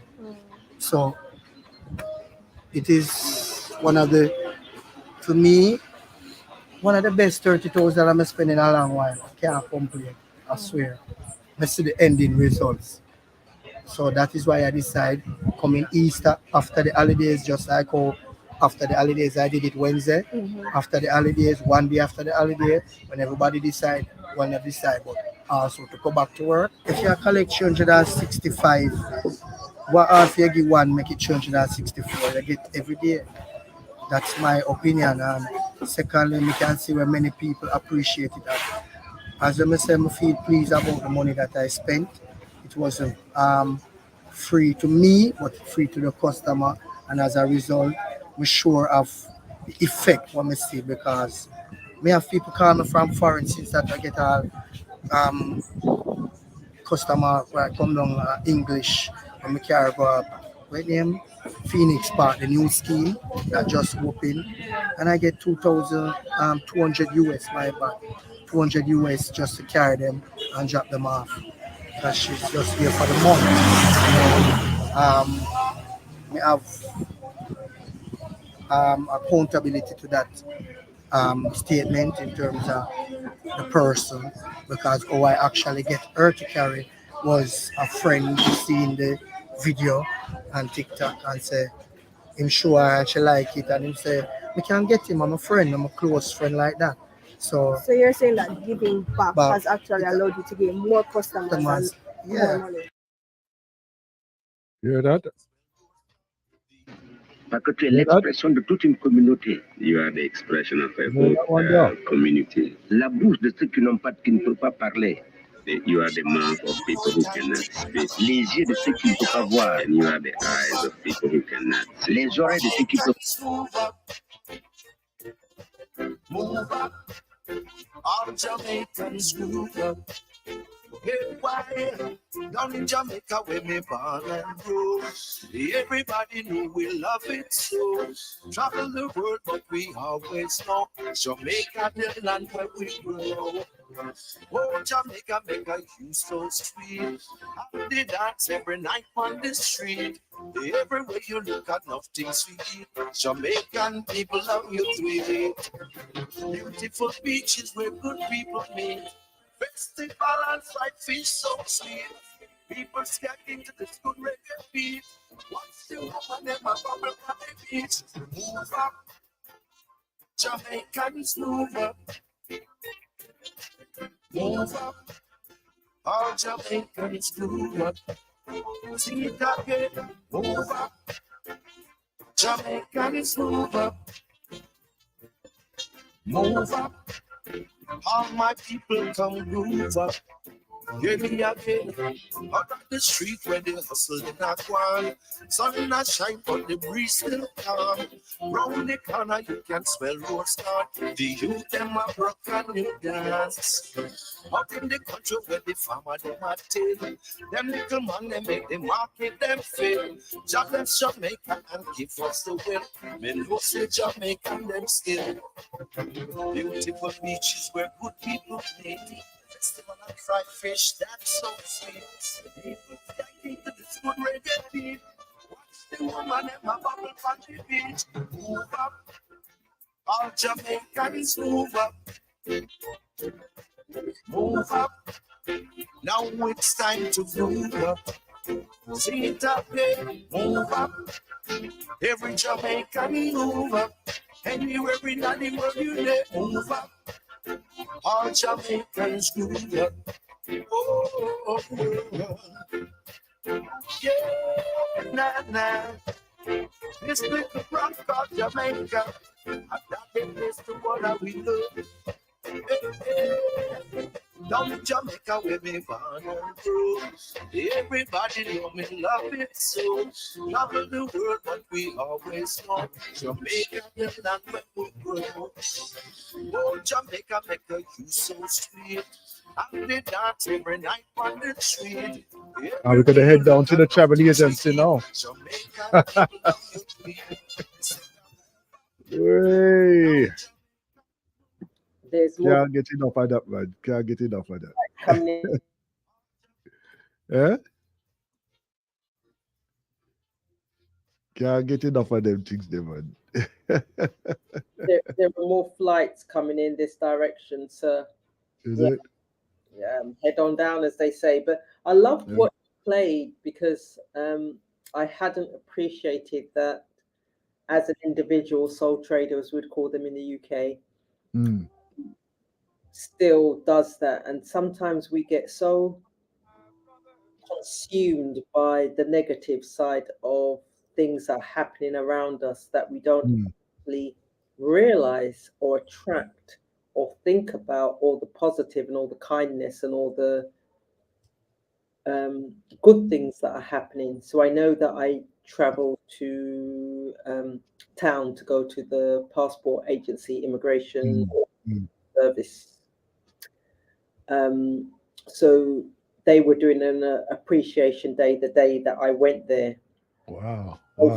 Immigration side and in the passport side. So in the immigration side, they were offering prizes if you were the first customer and or if you were able to answer some of the questions that they were asking. So they asked the question, what does PICA stand for? So I'm sitting down there thinking, I looked up at the sign. There was a sign that said what it stood for, but another lady put up her hand, so I wasn't quick enough. And I didn't actually want the bag. So then I left from that area and went to the passport office itself. And they were doing exactly the same thing. And I was standing there about to pay for my passport, and the young man said, he whispered to me what it is. And I thought, okay, I know what it is. And so I did win that bag eventually. So I was meant to get a bag, but they do the appreciation. Then when I went into the bank, they said, oh, it was last week was the appreciation. I went somewhere last strong and they were talking about appreciation. So it's something that they do out here, but I always anticipated it was the bigger organizations. So it's beautiful seeing that taxi driver just doing it and recognizing that in doing so, he got back bountiful. Obviously. It's my last pound, but you don't realize that the universe will say, well, if you give, you will receive. Hold on. Shh, don't tell everybody. Everybody. It's that sharing is a caring. If it goes back to carers, whereby some of our elders are in that bracket whereby, and I know my mother was in that bracket where she was getting too much of a pension in order to get any help and assistance, and the two are getting £1 more than put her into the threshold of requiring help. But she needed to speak to people, but they wouldn't speak to her because she was getting above the amount. So we do need to give out, not thinking about what we're going to get in return, because it's not a quick pro quo. This is sharing an act of kindness and sharing an act of love and sharing an act of generosity. It's true. Others, because we don't know why or how they got into that situation, what journey they've traveled on. And it's, but for the grace of God go I. Absolutely. I think there's many of us who's in that category, but some of us don't even realize it until it lick you. And we don't know what they say, seek a friend before you need a friend. So if you put it out there in terms of the universe will bring it back to you tenfold. But sometimes we are so hung up on our space and what we're doing that we forget to appreciate, understand, or realize the beauty that's happening around us, rather than focusing on the negative. If you focus on the negative, that's all you're going to see. That's all going to come back to you. You focus on the positive, and the ancestral voices you played today shows an example of someone focusing on the positive. What came back to you? One of the things that I was amazed. I mean, it was one of my first experience in Jamaica, and it just happened to fall on Labor Day, right? Now, here's me thinking, Labor Day, it's some political thing, right? Not realizing that it's a national community day, right? And I'm thinking British attitude, yeah. But I bet everyone's just going to use it as like a bank holiday, just go down to the beach or whatever and party and other. Let me tell you something. My little ritual, what I got at the time, was to walk down to the square, go and get a paper, because them boys they're on the corner by the junction there. You know, the Sunday paper. To come with the big tabloid thing there. So walking down there, and as I'm walking down, I see man a paint up road sign, man a fix up pavement, people are cut down bush, and I'm thinking, wait a minute, this is this Labor Day thing what they're talking about, right? And it was like everywhere somebody had do something, right? And it wasn't like in their yard, it was like in the community areas, right? Even some woman was sweeping up round the square area there, sir, right? I know, when you're standing there and you're thinking, I'm at a place here. You're feeling that sync. Yeah. And I'm thinking, boy, they really take this thing on in a serious way. Oh dear. And I'm thinking, imagine now if England was to really do that and take it on like how these Jamaican them take it on, right? The Labor Day, right? To come out and do something for the community in that way there. Lord of mercy, what a thing it would be. What a thing it would be. And of course, all the schools are encouraging their children to participate in those type of things. So you see a lot of the school children out there doing whatever is collecting rubbish or whatever, right? And I think, wow, look at this. You can't even get them to come out of their room, let alone come and do something for the community. Huh? It would be a tremendous thing for that, to have a Labor Day and to really do something supportive in your community. No, you don't have to travel out far, right? Because even on that same day, that said same day, right? I went to another area, and I was visiting some people that I know who had moved from the UK to out there. And even when I was out there, the person I went to visit was there, and he had a bag of the tar there, and they were fixing some patch in the road. And then about eight of these man them a stand around this hole to go fix up this this hole in the road. And I said, wow, I would never believe, say. And as he see me pull up now, he said, yeah, you see you English, why them? And they were, and of course, everybody's from different various places, and we all laugh about it. But boy, it's true. It would never happen in England like that. I mean, it would It's never.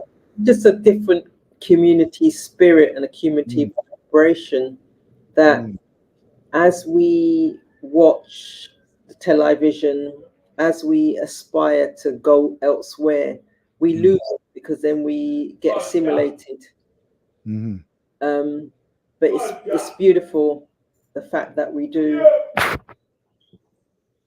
Is he stopping? No, he's just saying no.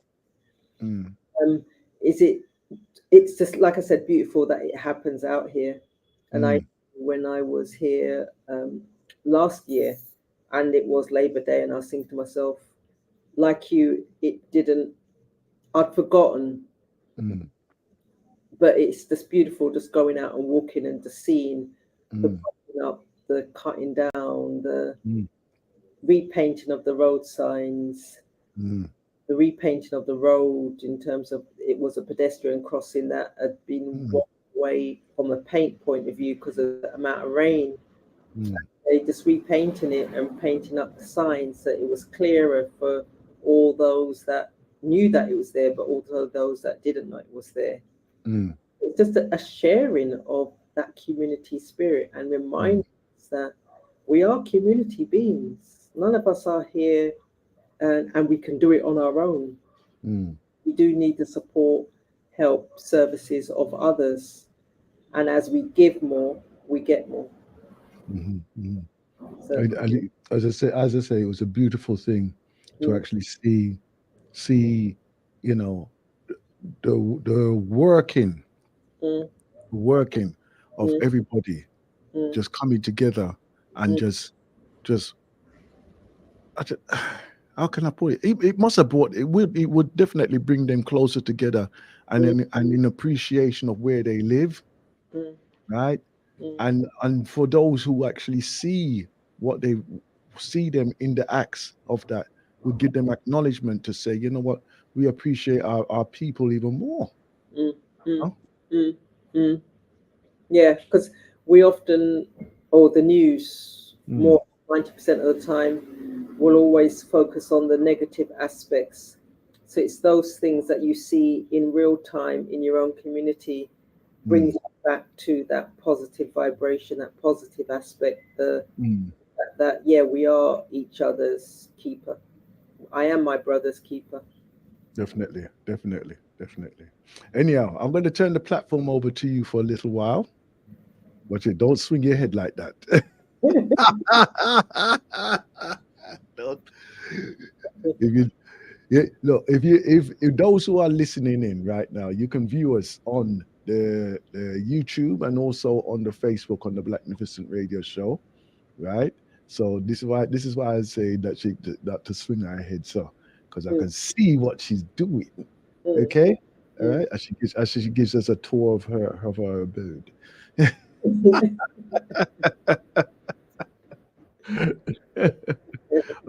Anyway, yes. So take your time, right? We are facing the change, and we're looking to come out of the moment of empowerment to put it into action now. Mm, Put things into action, mm, right? When I say to the time of change, we've gone through this period of, and I think that it's been more emphasized as well this year, right? That we're regaining the momentum of normality as such, right? Disrupted obviously by the COVID incident, right? But we get the momentum of like some kind of surety of what's to be for the expectation for our future. Yeah. Now, obviously, for those who are taking the opportunity to make that change, not only make that change, but to take that change, right? It can be a very daunting prospect. Very daunting prospect, right? I'm gonna give the platform to you for a few minutes, right? And just give us your thoughts on what you see that we could use as a base of movement for ourselves. So for me, currently I'm working on self, and I am doing certain things on a day-to-day basis. To recognizing that in order to change the blueprint, in order to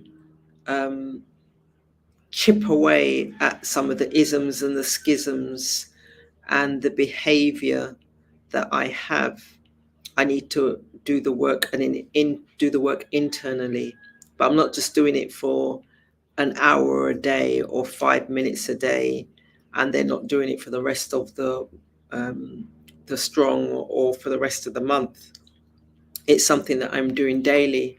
So one of the things that I'm looking at this present moment in time is looking at, and I know Brother Akram had just corrected me when I say I use the 7 laws of the mind, but he said it's and I believe and I recognize that that is the case. It comes back from our African traditions, but within the 7 laws of the mind, there's other reading that I'm doing. So one of the things that I'm reading for this month and for the whole of this month is from a book in terms of O.G. Mandino, the greatest salesman in the world. And you may think, and I know with some of the others that we're reading the book together and saying, but we're not salesmen. But to be fair, from we were old enough to have sense, we are all salesmen or saleswomen and salespersons, because we're convincing someone to do something that we want that will benefit us directly or indirectly. So when we think about salesmen, we may think about them in our current concept in terms of someone knocking on the door, someone ringing our phone, and it's aiming to sell us a new mobile phone package or a new health plan or a new this or a new that or new yada yada. But that's not it. When we're thinking about salesmen, we're thinking about ourselves. What are you doing in order to improve how you feel about yourself, which then will extend to how you come across to others? So one of the I'm reading at the moment, and on a daily basis, I'm reading I Am Nature's Greatest Miracle. Since the beginning of time, never has there been another with my mind, my heart, my eyes, my ears, my hands, my hair, my mouth. None that came before, none that live today, and none that come tomorrow can walk and talk and move and think exactly like me. I am nature's greatest miracle. The question I'd ask you is, do you actually believe you are nature's greatest miracle? You may think, oh, well, I'm a twin, so there are 2 of us that have the same genetics. But it comes back to no one has your heart, your eyes, your ears, your hands, your ear, your mouth. So you are nature's greatest miracle. And within that, how are you gonna greet today? How are you gonna greet the next person that you meet, what will you do to confirm that yes, you are nature's greatest miracle? Because we recognize then that no one can duplicate what you do. People may imitate you, your laugh, your walk, whatever, but you are an individual and you are unique. And within that uniqueness, and within the many, many years of evolution, there may have been wise men before you, wise women before you, wise communities before you, but you are still individual. You are nature's greatest miracle. And within that, you have the unlimited potential. So the question I'd ask you is, what are you doing with your potential? Are you making a constructive effort to do something with your potential? Are you being the best you can be? Are you spreading, and I'll use the word kindness, are you spreading the kindness around you? Are you sharing your miracles? That clip that Brother Aston had played, which showed how that taxi driver was sharing his kindness to those who were going back to work. So he recognized that give more. He still had to buy the petrol. He still had to do certain things, but he didn't worry about that. He was still wanting to extend and share the kindness and share the love. So when I think about the kindness, even yesterday, well, on Monday, because that's one of the things I'm looking at this whole of this week in terms of how many acts of kindness do I see? How many of acts of kindness can I share? So it's on both sides. What do I see, but what also can I do?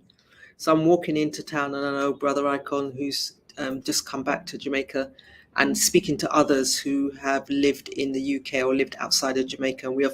I know I've spoken about the driving and how the decisions, I'd need to have a different head in order to drive in Jamaica. Yeah, man, And then if I put that head on, what tends to happen is that I then only see the bad drivers. But if I flip the switch, and that's what I did on Monday, I flipped the switch. So when I came out, the first thing I saw was a bad driver, and I started criticizing, doing the old grunting in my head. And then I flipped the switch and I said, hang on a minute, they must be, out of sheer numbers, mathematics, life, there has to be good drivers. So I never focused on the bad drivers. I started to see and focus on the good drivers, where it became almost a challenge. So when I went out, this was Monday. So if we fast forward to Wednesday, there was a driver broken down. I don't even know where he was going, whether or not he's going left, right, or center, but he'd broken down, and which effectively meant both sides of the road, because of how his car was positioned, had to stop. A, there was no horns being hit to say, move out the way. B, for 3 strapped in young men and 1 not so strapped in, but still said, you know what, I'm going to help.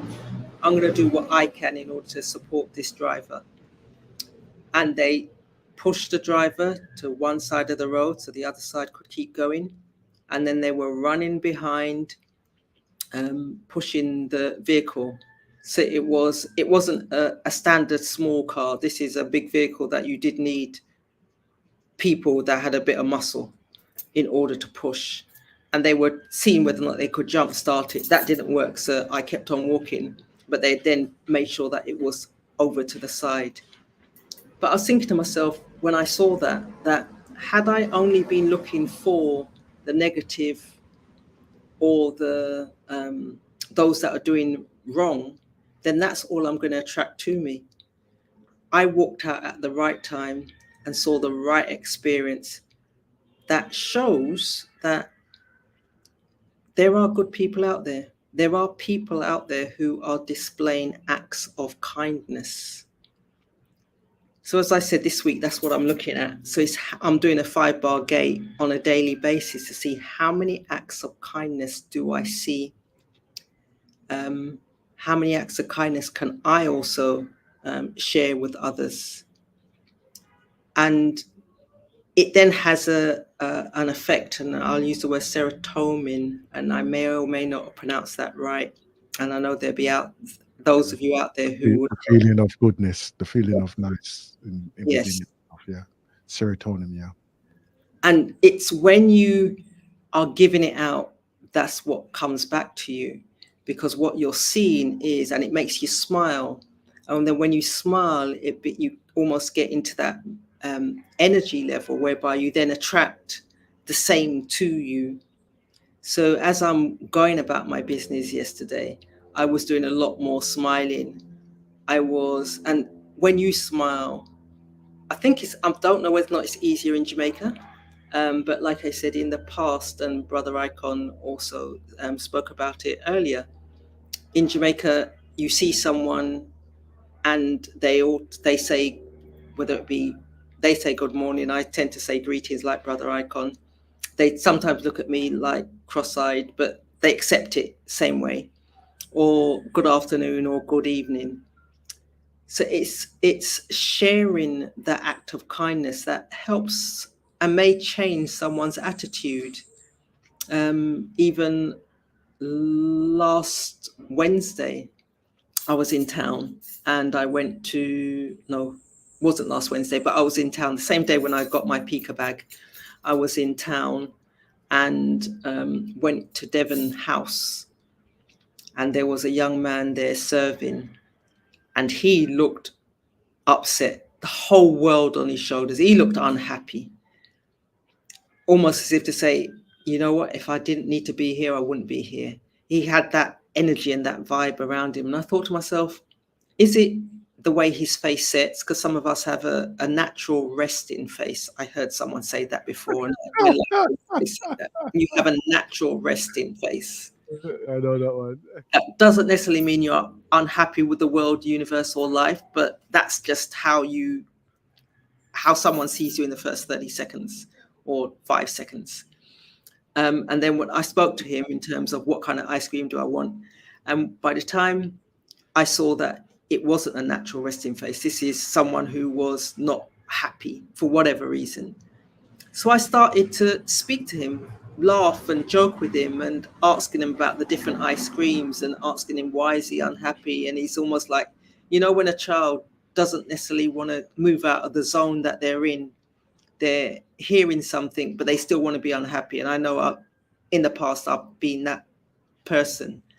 Don't say nothing to me, because I still want to relish and I still want to sit in my unhappiness. I still want to be angry with the whole world. Even though people are showing me love, even though someone's speaking to me nicely, I still want to continue this argument. And I want to prove that I'm right. So I'm having the conversation with him and he is starting to smile. So I'm thinking, okay, I'm making progress. By the end of it, and I'd got my ice cream, I think I got an extra scoop of ice cream. I say thank you for that. But it was just the fact that having spoken to him, I hope I left him with a better state of mind, that natural resting face, he didn't greet that. The natural resting face wasn't greeted or wasn't shown to the next customer that he saw. But if I hadn't done that, he would have gone through the way he was. And after he explained what was wrong, and I thought to myself, you'd have gone all day with that. And I'll use the word monkey on his back. It would have been a burden. Yeah, and it would have been there was no need, because he wanted something, but he was working, so he could afford to get it. May not get it today because the wages aren't going to pay enough for him to go and get it today, but if he's waiting for an occasion, there's a tomorrow. There's a day called Friday, a day called Earth Day. There's a day called Easter. There's a day called, hey, it's just a beautiful day out here and I've got the money, I've saved it up, I'm going to buy what I want to buy. But it's just having that conversation, and doing the kindness this week just reminds me of, if you see someone with a natural resting face, smile at them. See what happens. And sometimes, and my cousin Sharon often says it, that sometimes you're walking and someone's walking towards you, and both of you have got this natural resting face. So the question is, who's gonna crack first? Who's gonna smile first? And then you walk past and no one smiles, so you've lost an opportunity.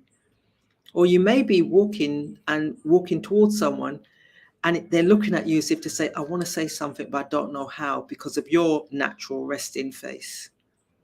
Change the curves in your face and see whether or not you get a response. And if you don't get a response because they're so surprised or shocked that they're thinking, oh, well, now I'm going to have to do something now, say greetings, grand rising, good afternoon, smile at them. You'd be surprised that they will smile back. Even in the UK, even when you're sitting on the tube, do that to give others an opportunity to, change how we are thinking at that moment in time, and to change the energy and the vibration around. So if we all go out and just give a smile, show someone then that, you see them because you're smiling, but don't just smile from the mouth, smile from the eyes, smile from the chin, smile, embrace the smile. And if you want to take it one step further and there's someone who hugs, embrace the hug, share the love.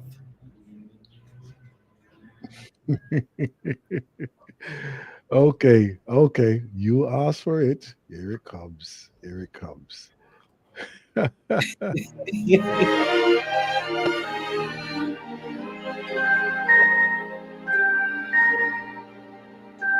Smile, though your heart is aching. Smile, even though it's breaking. When there are clouds in the sky, you'll get by. If you smile through your fear and sorrow, smile and maybe tomorrow you'll see the sun come shining through for you. Light up your face with gladness. Hide every trace of sadness. Although a tear may be ever so near, that's the time you must keep on trying. Smile, what's the use of crying? You'll find that life is still worthwhile if you just smile.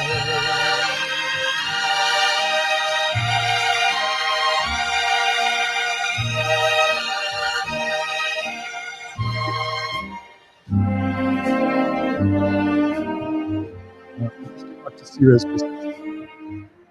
I had to give you some of that, edit. Thank you, Brother Aston. Thank you. You mentioned the word gratitude earlier, and grateful, and the smiling just helps. That for me, it's another side of the gratitude, of the showing it and sharing it. And it is, and sometimes it's hard. Sometimes there's things that we're all going through. That's called life. but Um, being able to smile we know helps that. in terms of our It's not, how we then approach that situation and or the next situation, because life Mhm. will provide us with the next one unless we're choosing to call it a day. Yeah, yeah. I want to share this one here, which I came across during the week as well.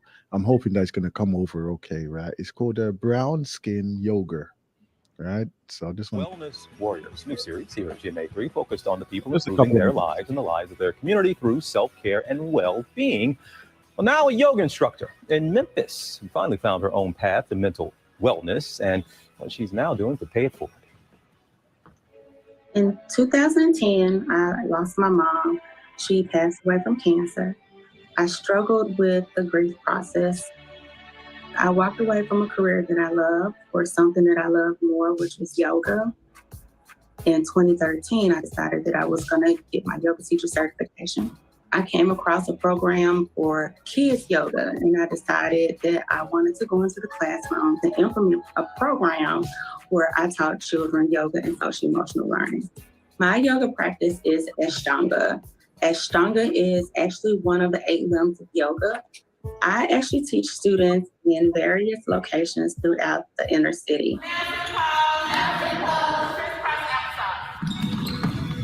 I look forward to my yoga classes on Saturdays, and some of the things the sport teaches us is yoga poses, finding stillness in the body, relaxing, journaling. The positive affirmations are important to me because they help bring positive thoughts into my head, and they allow me to think positive always while helping me with my day. It's important for me to reach children at an early age because now I have the opportunity to help them to develop their own practice. I came up with the name Brown Skin Yoga because brown skin yoga is basically just a reflection of me.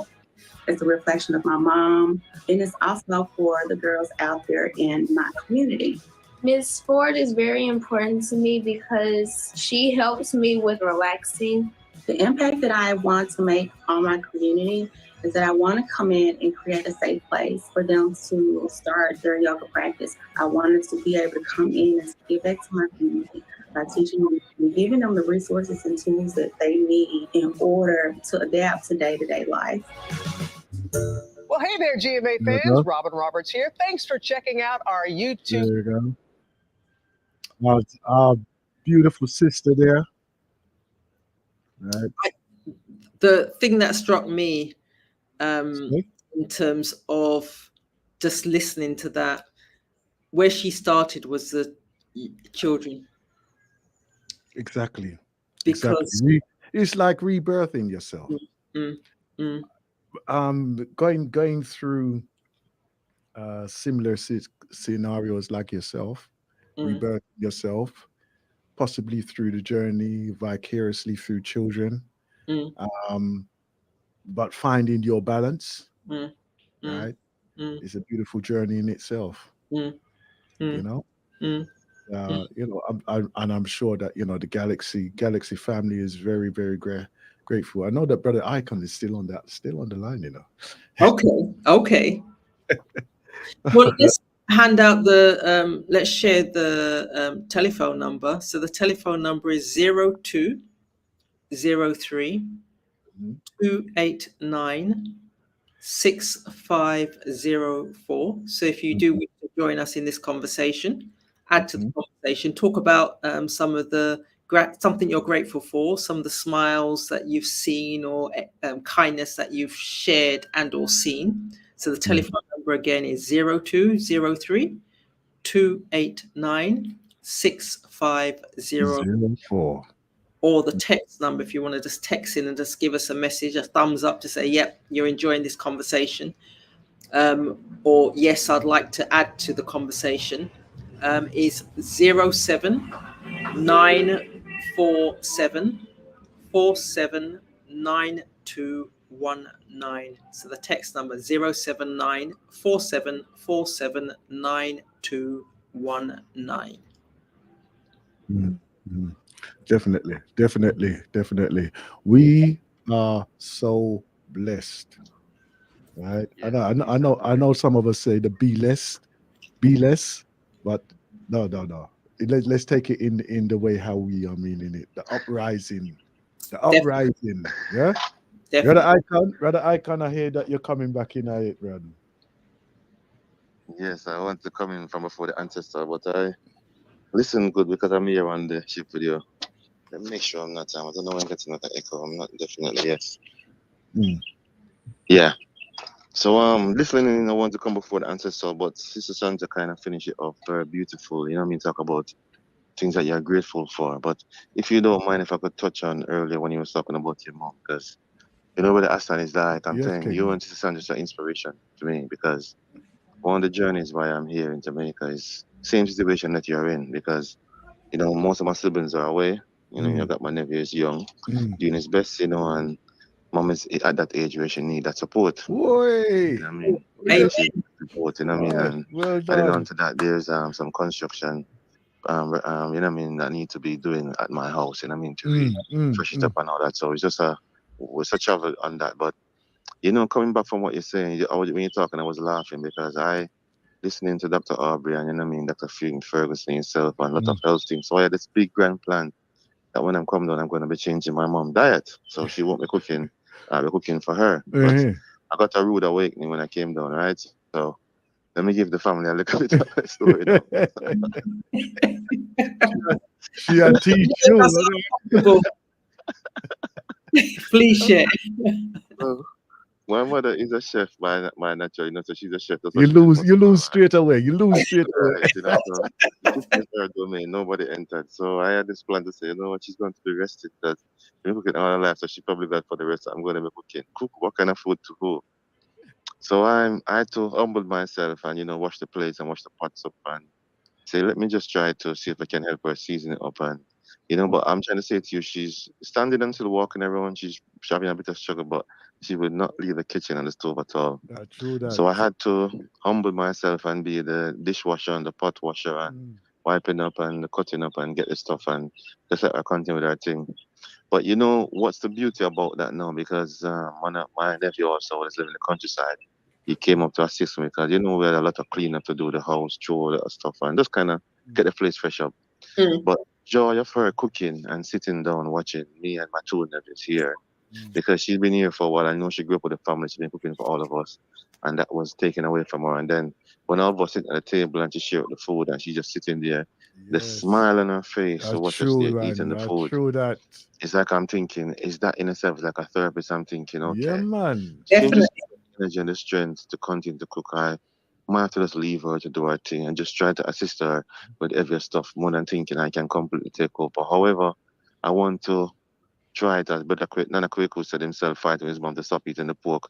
I'm trying to get her to eat healthy, but it's a bit of a struggle. You see, I can't bother her, I can't force her. I introduce me for this. All right, mom. Yeah. Yes, Listen, you know, no matter I how go with all this Rastaman food and this Ital food, I go with all this thing. The way how I do it, I just incorporate it into the foods them. Yeah. Yeah. But I don't get out because I'm in control of like what actually goes in onto the plate now, right? But even though she would just sit down there and just look on this thing and just say, "Me not gonna eat that." Yes. Me not gonna eat that, right? But if I mix it with other things, you know, then I can incorporate those type of things in there. So I don't give her as much as what she would like. For instance, I know like when she come to like chicken leg now, right? She'll eat all 3, 4 of them already. Yeah. Straight Can she like the feel of holding it and put it in her mouth and bite it off? Yes. Right. But what I will do now, I will just give her like 2 maximum. You understand? 2 max, yeah. Yeah. And then balance it out with the rest of the goodness that's there, you know? Yes. You understand? Yeah. So it's not like it's gonna be like you're gonna say, oh, you know, you can't eat that. You just ease them in it. You know, and you were just saying earlier when you was talking about your mom and saying, you know, certain things just leave them what them doing because I give her a situation happened because since I've been in, she had a flat accident, which she second one she had, but I was here tidying up the yard, you know what I mean, chopping down and everything. And I literally seen her go on the side, but I've got two engines. You can come to the back or the front. So I thought she was going to the washroom. I still tried to drag her around and put in a little wash in the washing machine and do her things. I leave her. But she was going to the shop. So however, she missed her step going through the back gate, slipped, you know what I mean, hit her head and on the side of her face.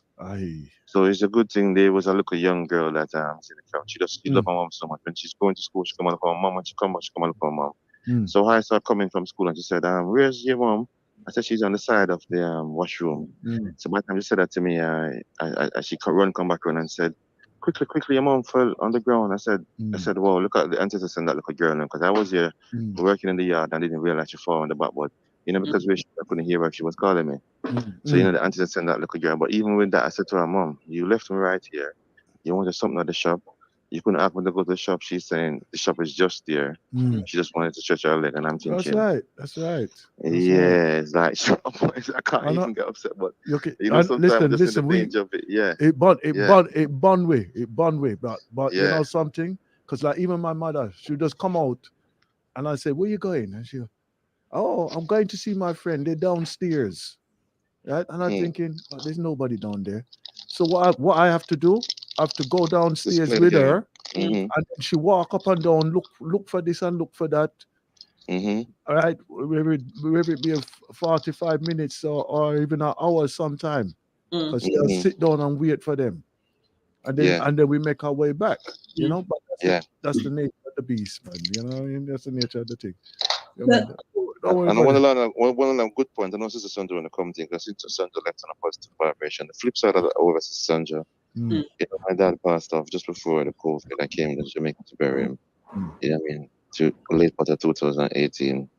You know what I mean? Coming to 2019 there, and he was a tiler by trade, but my dad was a person that's very skilled with his hands, so he always acquired a lot of tools. So coming down now, his stuff has been packed up, you know, stuff been locked up for a while. They got rusty and everything. So I decided I need to get some oil, you know, whatever diesel or whatever I need, clean them up, you know what I mean, whatever to do to clear up all the rust and everything. Going through the tools, see what's good, what's not good. But what amazed me is like it was like a moment of crying, laughing, smiling because I know these tools from before I was able to use them when I was born, not use them because they was dangerous. Till I was initiated to start using them, till I used them myself to even start making money from them. And then to know my dad is in ancestor and they're here. And it's just looking at them and seeing the different tools that my dad acquired over the year and just remembering me and him using them at different places just blew my mind. So it was a moment going through that journey. I mean, going through stores and seeing, I mean, stuff. So, you know, I just want to share that positive note because, you know, you have to give gratitude because for me to say, you know, seeing some of these tools I know my dad from before I was born and to come and see that he's an ancestor and I'm here now to see these tools. It's almost like a treasure for me. It's like I can use them, but at the same time, when they want to use them, I want to kind of have them. Like a memorabilia, to be quite honest, you know. Yeah, man. Yeah, You know, find these little watches, these little shoes put on, you know, And little all things, them the things, metal that you used to put your shoes on, and you know, it's little pocket watches, and yeah. it was just a joy, bittersweet, crying, laughing, tears, you know what I mean, going through them. But Don't I said to worry. you, I'm full joy on the journey. Yes, my brother. On his day, you should adorn yourself with his memorabilia, brother. And Yes. go on with And, it. and you know what, brother Hassan, tomorrow is Earth Day actually. Tomorrow There is you 12th of go. January is All Earth Day. right. Yes. All right. See there? Yeah, yes, See there? yes. See Yes, there? exactly. Allow your family to be part of that too. Oh, Yes, carry his spirit strong, you know?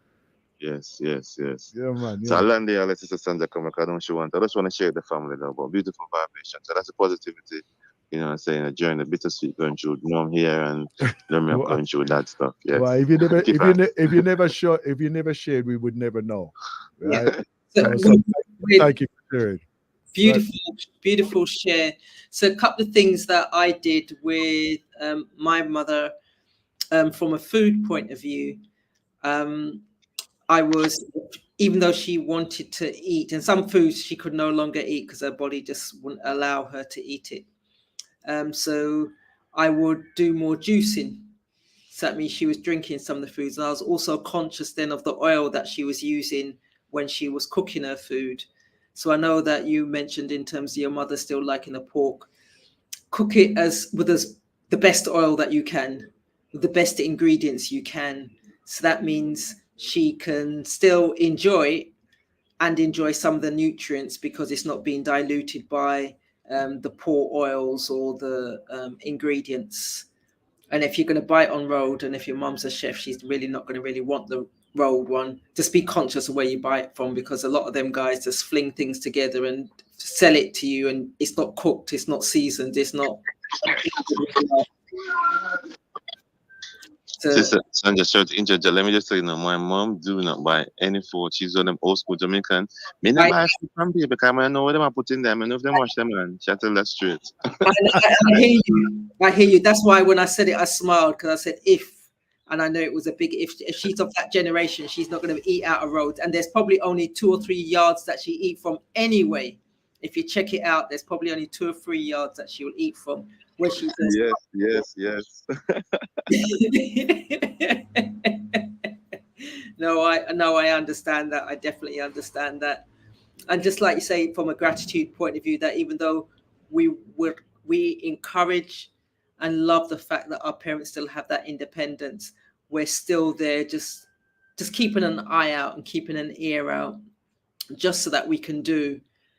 So exactly the same as yourself, when my mother got to a stage where she still wanted to hang out her clothes, but she got to a stage where she couldn't lift her arm up in order to hang out her clothes. So, yep, she would wash it, and then I'll be the one that hangs it out, puts it on the line, or runs out when it starts to rain in order to pick it up before it gets totally wet.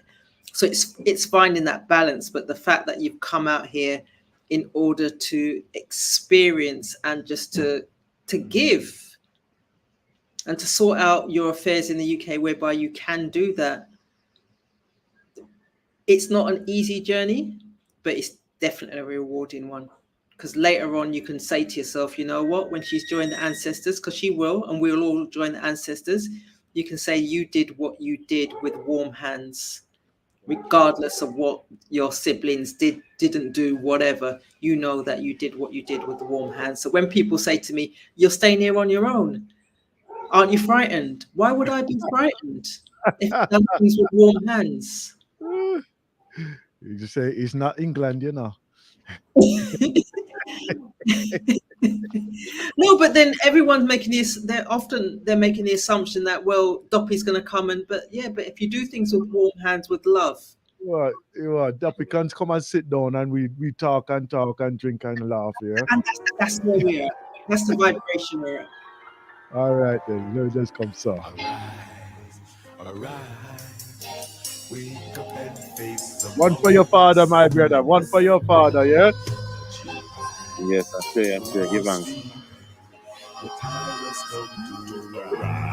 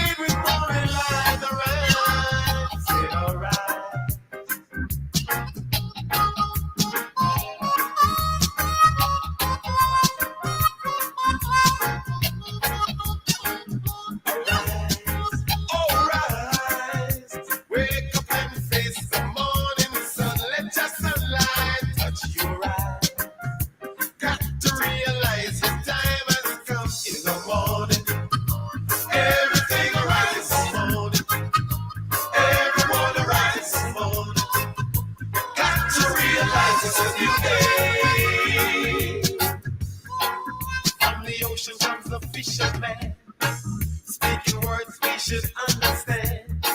City says the ocean of life, but it no good if it ends in strife. So arise, wake up and face the morning sun. Let your sunlight touch your eyes.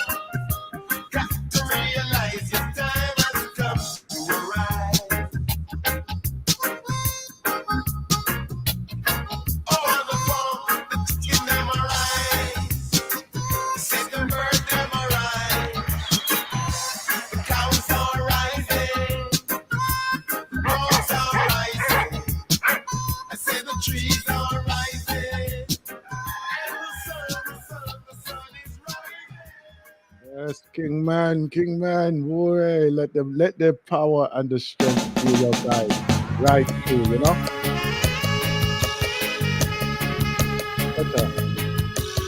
You're jumping ahead. Hold on. Your cue jumping. Mind yourself, you know. Mind yourself. What happened to you? What happened to these people, yeah? This is the thing, you know. When they come to all right, then you come to your time now. You have to cool down, right? They want to play more, one more. And then when you're trying to put things in order, right? They don't want to listen to you. So anyhow, me know how we gonna deal with these people, yeah. Right, boy, what a powerful share from our brother Yes. Alcon there, so man, I tell you. And it's beautiful to just bring that thing alive, you know.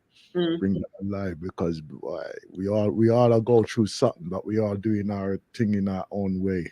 mm, In mm, different ways, you know. mm. Beautiful. Well, for me, I think it's sharing is caring. Sharing extends the hand of kindness. So Mm, as you played in the ancestral voices with the sister saying that she felt she was on her own, mm, the numbers, we're not mm, on our own. But if we keep it to ourselves, we will have that feeling. So when we have the conversations, it then helps someone else thinking, I'm not on my own. What I'm doing and what I'm going through isn't unique. It isn't I'm going mad or I'm not mm, getting support or my siblings should be. It's stop the blame game. We think, hang on a minute, how can we be of service and to help our elders who are mm, younger to maintain that independence and maintain that um, element of where they feel they're in control, but we're doing it. We're becoming the parent as our parents done for us. That we mm, and we fell over and they were there hovering, just making sure that the sharp objects were out of the way and yeah. just left us to run up and down. And that's what we're doing in reverse, making Mm, sure the sharp objects are out of the way, putting in systems, processes, looking at the food, looking at the medication, mhm, to what's said, what's not said, in order to make the decision that's best, mhm. their best interest. What? Sure. Wait, can I quickly come on, brother Yes, you Aston? can. Yes, you can, my brother. Go One of ahead. the reasons why I'm gonna say to you, I was planning to come to Jamaica, but one of the reasons why I'm even took the position of taking care for mom as a carer and didn't feel so bad that I felt before, it was because of yourself, brother Aston. Whoa, I mean, whoa. because I tell you, yes, my brother, I have sisters, but unfortunately, they're overseas right now for the Mm, situation. mm, And my sister that was overseas was the one that took care of my father. You know what I mean? Because girls are mm. for the father, boys are for the mother naturally, and Yeah, yeah, that's yeah. something that people talk about is really like that. So when she had to go, I said to myself, she did her part with my dad. It's not for me to do my part.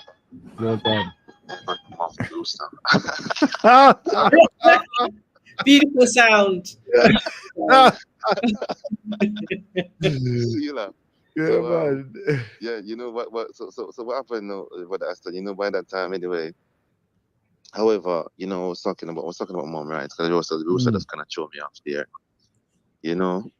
And it's because of you. Because I said to you, when I think about taking care of your mom as a man, you're thinking, okay, they're gonna get to a stage where you're gonna have to probably change them. You're gonna have to bathe Yeah, them. yeah. You're thinking as a man, how would they feel as your Mm, mom? mm. You're gonna feel like, you know what I mean? So all that was going through my head. So one time I said to him, I have to find one of my family that lives in the countryside as a That's woman to right. probably come, and I'll probably pay her to come. Mm. But as I hear you give your story about your mom and what you're doing, I'm thinking, my brother Austin is doing it. He's in England with the weathers like that, what I mean? And I'm in a better tropical place. It's not like my mom Well, can't come outside, and yeah. what I mean? I should be able to do it. You know what I mean? Mm, mm, mm. It's not like you're washing your clothes and you need to put them in dry. You could just put them outside a few hours dry. So certain things I said, I'm gonna have a go, and coming Wow. down here and see it, I'm thinking, at least she's not really in a place where she Yeah. can't do. She's moving, she's doing stuff. She's not here Exactly. there yet, so I can work with it, and it really boosts my confidence. So as Sandra is saying, it's so important, especially when brothers share personal information and other brothers here. It does inspire you to say, you know what, if my brother's doing, I can do it. I don't feel so embarrassed. I feel, Oh man, that stigma. man. So give thanks for you, my You brother. make, you make, you make me feel weak right now, It's the truth. The truth, my brother. That's the truth. The truth is so lovely. Make It's me feel feeling that weak. touches you and cuts you. So it's the truth, my brother. Nah, It is what man. it is. Thank you Yes. very much for that Yes. acknowledgement there, bro. Because so I will tell you the reason why I said let me verbalize this is because we don't verbalize it, right? And then through my experience with the fathers group that I'm with, we learn to communicate because there are many of us who haven't got that space to communicate, right? And then developing to the stage of where I'm actually doing like radio programs, right? It would be beyond what I would have thought I was capable of anyway.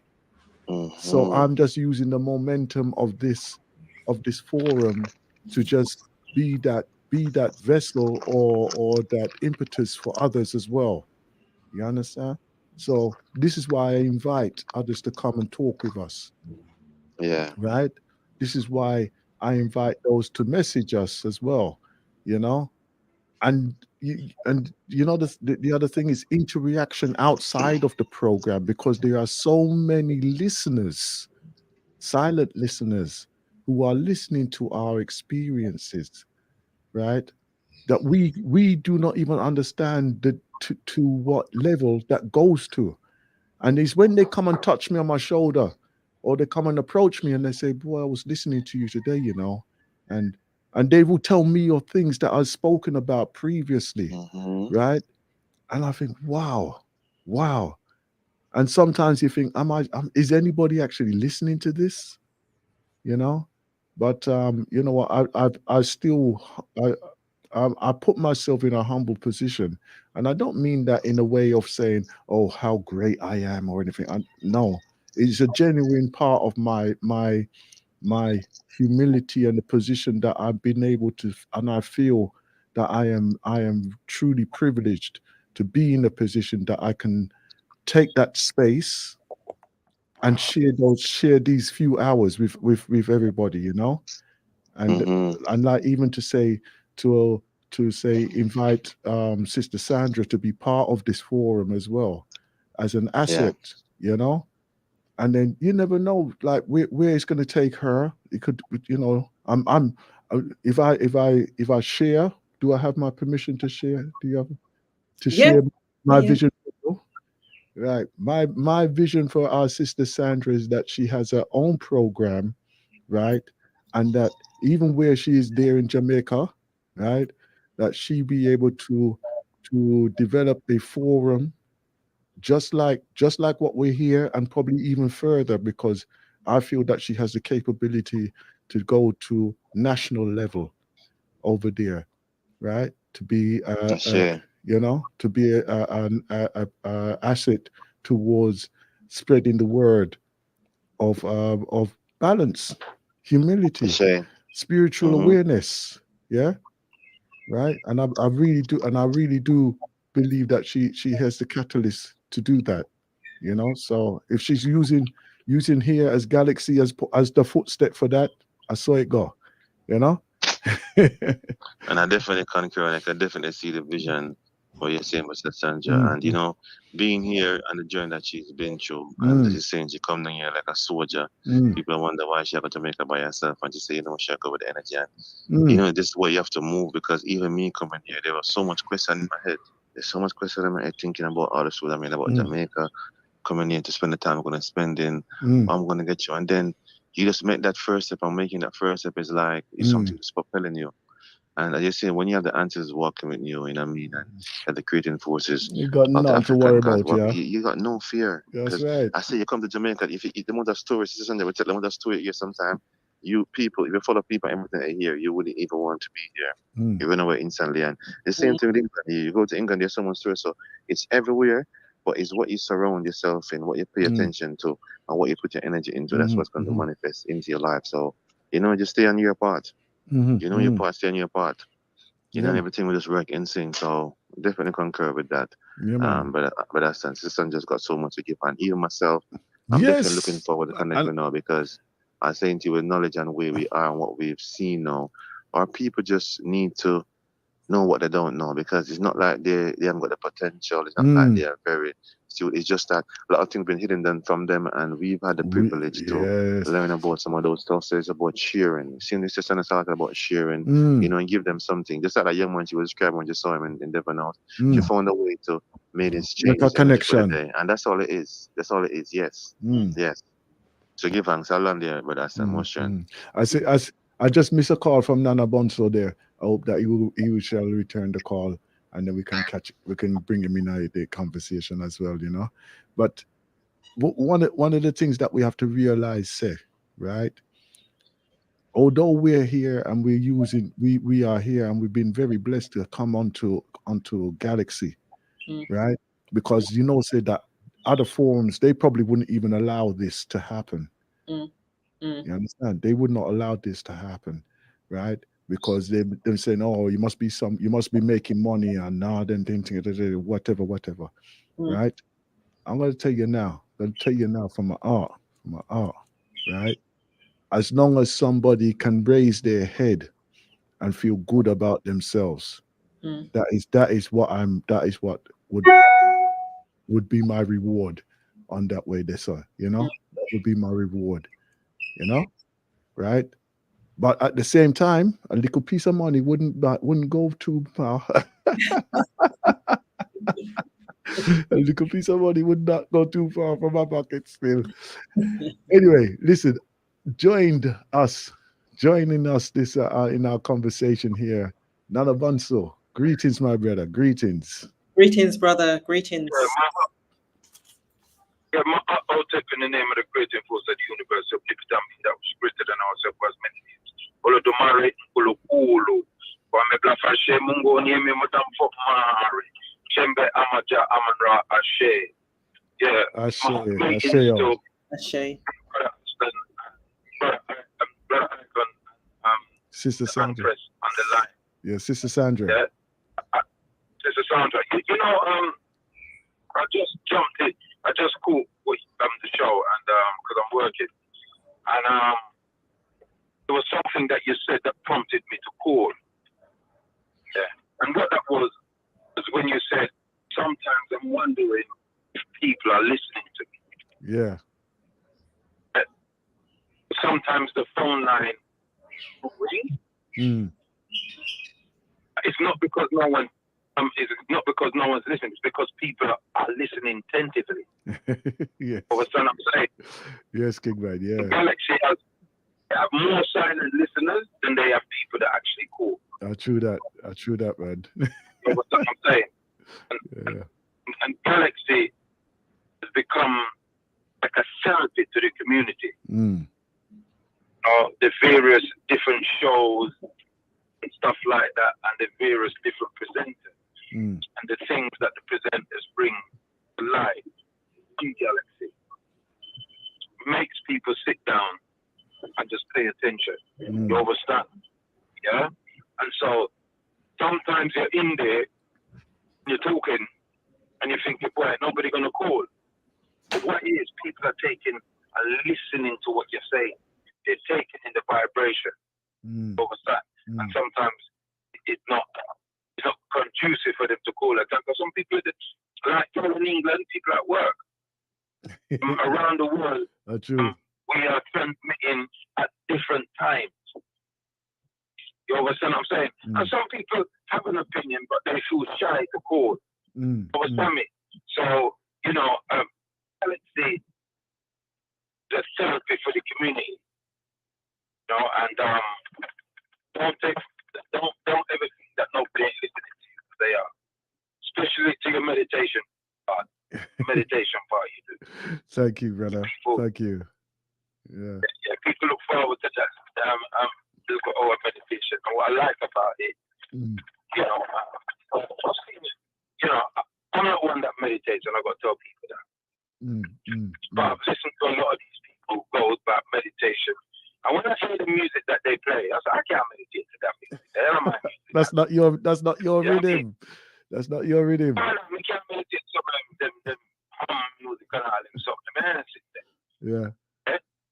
The music that you play, like you play a bit of jazz, you play a bit of soul, you play a bit of reggae, you know, you just tell people to just get calm within yourself. And those are the music that we like, so we can meditate to that type of music. Yeah. You know what I'm saying to you? Yeah.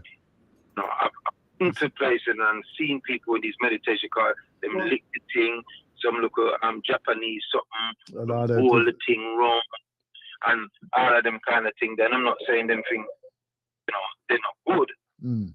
I can't meditate to them. It doesn't touch me spiritually, if you understand what I'm saying. I think meditation has got something to do with the spiritual aspect of yourself. Absolutely. And we're African people. I can meditate to the beat of drums. I was just about to touch on that. I was just about to say something on that, you know, because like, you know, when we go into the gym, you know, when we go to the gym, right? Or when I go to the gym, anyhow, you know, that more time I would put down ancestral drumming, and I'm working out to ancestral drumming, you know, right? If people like, you know, when you see them in the gym and they got the earpieces in. I got my ancestral drums on, and these people thinking, why is this man dancing around while he's working out? You don't understand. It's a vibration that me dip on. Yeah. Like for example, I can meditate to jazz, and the instrument in jazz that I could meditate to, is the sax. Yeah, I love the sax. You know what I'm saying? So when I hear you sometimes doing your little hour thing and you do your little meditation thing, you know what I mean? I can meditate to that. Yeah.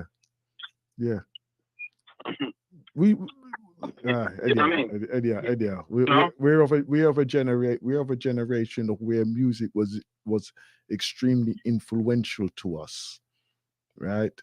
It was part of our liberation process, right?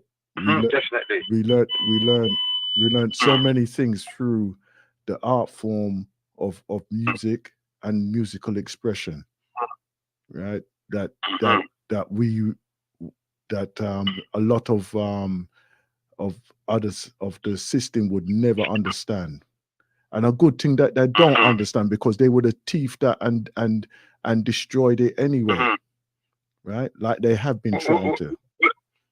Well, they have stolen it. They stole jazz. Say again, but Yes. Icon. I would just concur with Nana saying, I was just about to say that here, Nana, you know, Rise Up Nana, I've been talking for a while. I'm just sure feel too strong, Nana, but you know, sometimes the time difference. I think it was I never did my show. I never did my show Tuesday gone. I was at work, so I just show. Yeah. But Ancestors willing, definitely be there Sunday. Yeah, but concurring what you're saying, Nana, you know, talking about the music, you're so right, because I remember when you're talking about the music, I remember one time you were so young and you have a girlfriend and you have a breakup, you tend to want to listen to sad soul songs. And one time you have a girl and you love, you want to happy soul song, and then, you know, we have the Sunday tune them, you have Saturday tune them, you have the Friday tune them. But, you know, coming to Jamaica now, you would never hear a dancer first thing you wake up Sunday morning, and right now, I hear it and it even alarming to me because I say, not something like the gospel music. Yeah. But as you wake up in the morning, the first thing you hear are the derogative tune. The man say, but the body, even though a gospel music listening, whenever you have them derogatory early in the morning, so just show you that. And You'd I say, never them hear take over that the much culture from there. and demonize you them to wake up with them energy there. You know what I mean? So it's right. You're right, Nana. You take it over already and demonize it already. What type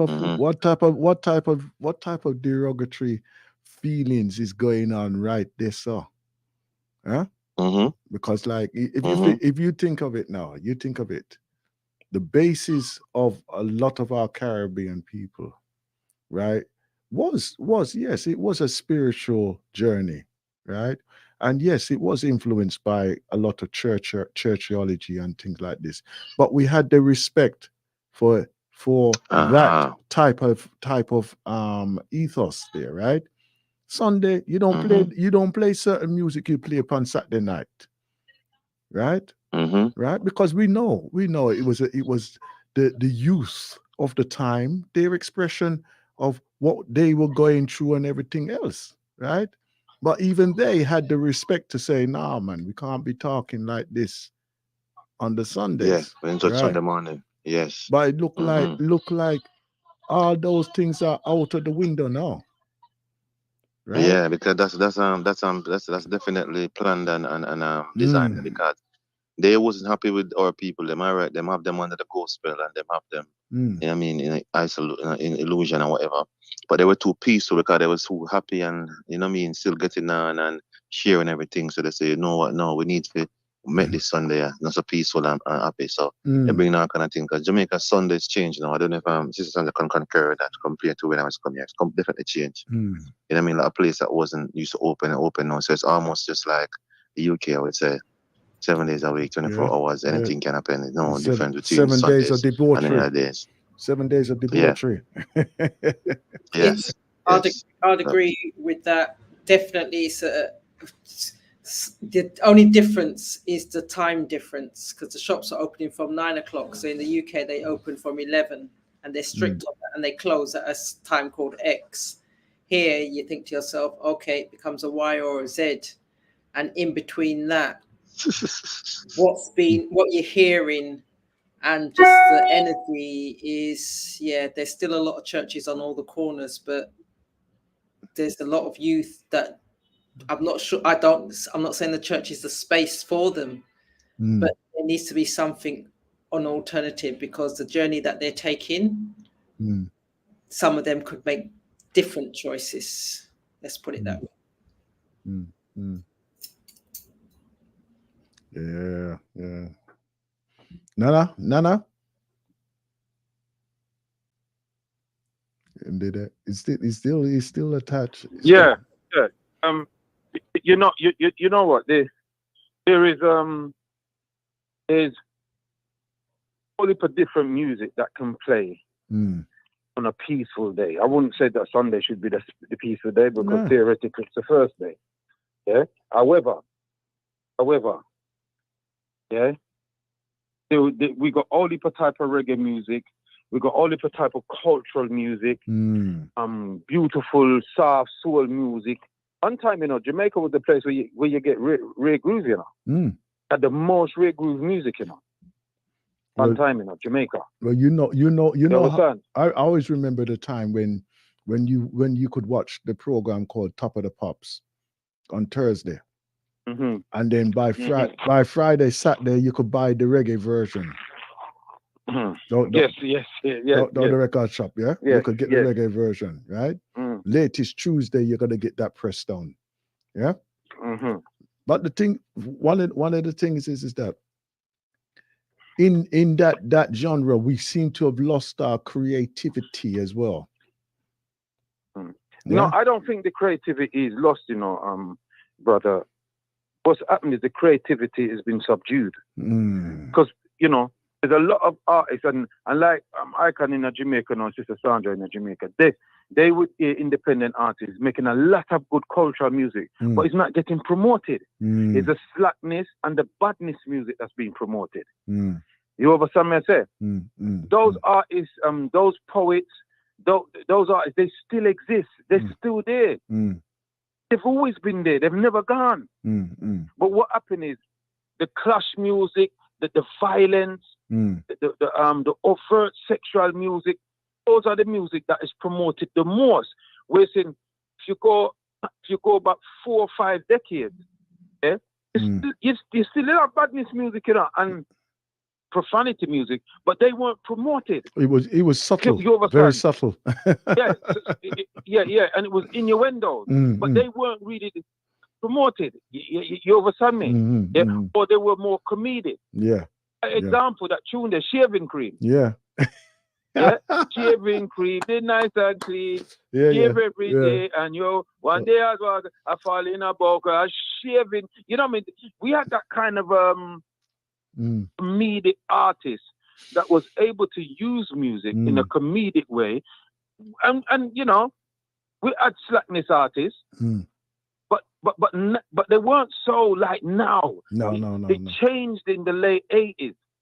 You would have You know, to the you would middle have, you 80s, you would that's have to when it- you would have that's to when go it and hear really them things changed. live. You would have to go and hear them things live to I get look on another tune, Nana. So I've got the tune and say, I want that woman for jam.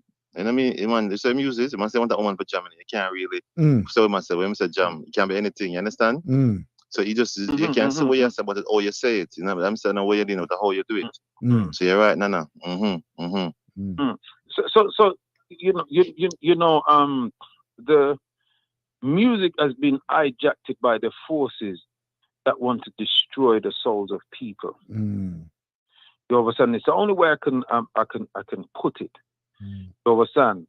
And promote it in a way to destroy the creativity. No, to corrupt the creativity, because you can't stop creativity. It is something that is in a people. It's true. It's what you do with that creativity.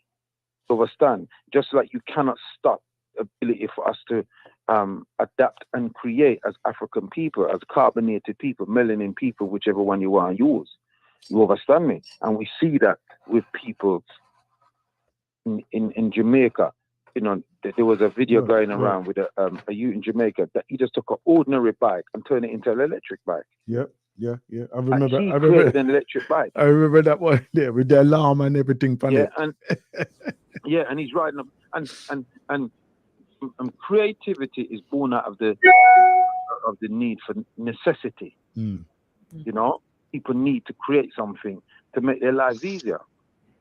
You understand me? You say that the other day I was driving, and this brother, I see this brother passing me, and I say, I see him coming down the mirror, and I see a bicycle, When the man passed me, he's a lawnmower engine, the man up on the bicycle.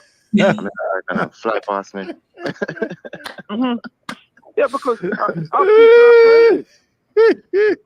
See, one thing with African people, you know, wherever they are in the world, they can look at something, they can create it. Create it. If they got the materials, like the young man that built that helicopter out of a book. Yeah.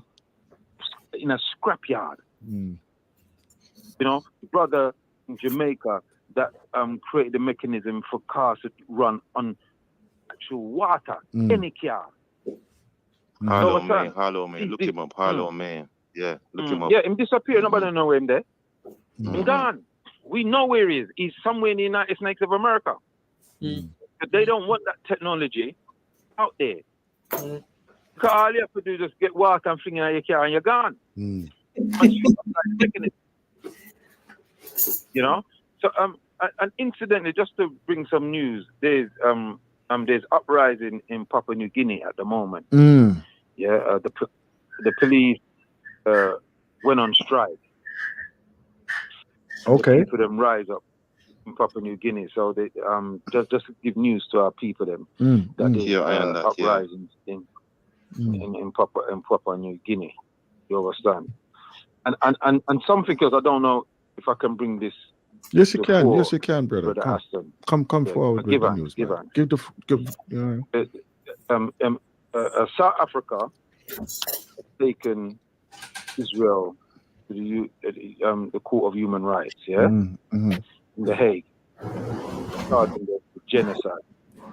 Quite a serious charge, and they're in The Hague at the moment. But the reason why I brought this to your attention, to the people's attention, the South African can find the strength to bring Israel to account for the atrocities that Israel is bestowing upon the Palestinians, that we now negate that. However, them now no more for bring Libya, Yep. and all these other people them Mm.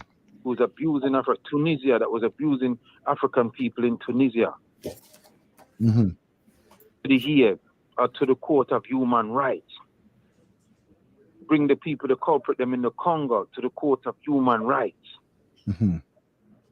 For the millions of Africans who's suffering. But you can do it. Mm-hmm. The Arabs, who in truth, they're not our friends. Mm-hmm. You understand? They are Africans who are Palestinians, who's been there for hundreds of years, Mm-hmm. who still live in Palestine. We will and probably wipe them out now. Eh? Yeah. We've seen no coverage of those people other than one little documentary them they do on Al Jazeera. These are African people that live in Palestine that's been there for hundreds of years. Mm-hmm. Mm-hmm. Them is the first people them that was there. And they pushed them 100 years ago, you know. They pushed them to a land space that is outside of the populace. Yeah. And we're not talking about racism, not only from Israel but also from the Palestinians. Exactly. You know, so you know, those I just wanted to bring that to the fore. We don't know what the response from Israel is going to be, but it's quite a serious charge that they've them brought on them. Very serious, and it could have serious implications for them too. But we watch this space, and I would just put a caveat to that. I don't respect the Court of Human Rights and the UN because it only works in favor of white people. Mm-hmm.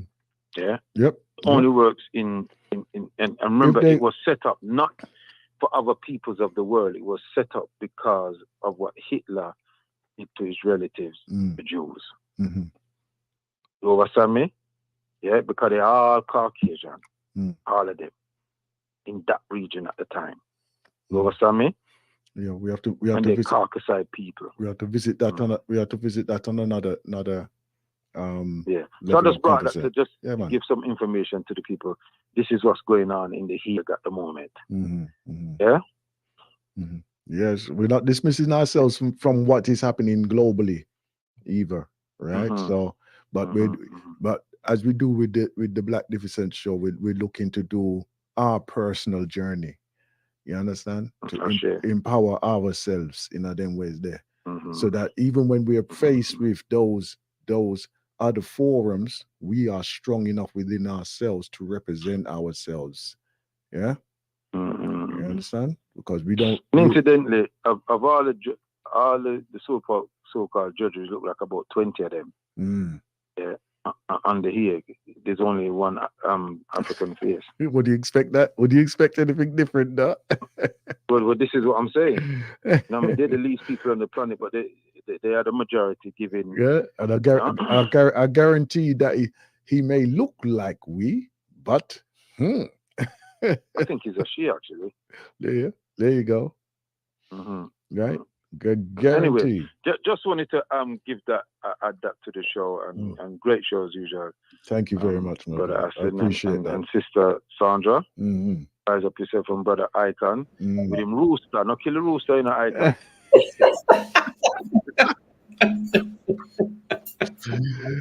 Listen. Why you chop off him next? Jump up, you know? You have to give it egg them, you know. It'd be like you and Roadrunner.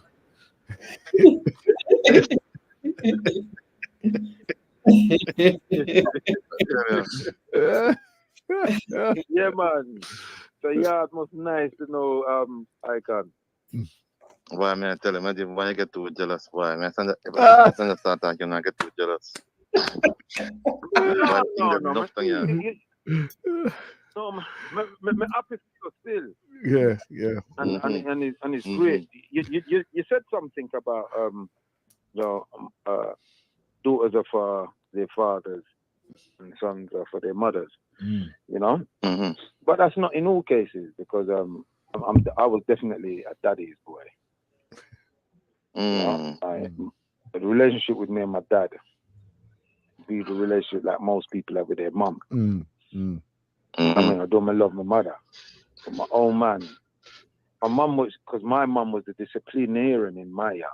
You know what I mean? You only have to listen to the old man's voice. When you hear the bass in the old man's woo, you shriek. But the whole lady, she dish out the whole lady. She did dish out the corporal punishment. And believe me, she never joke. You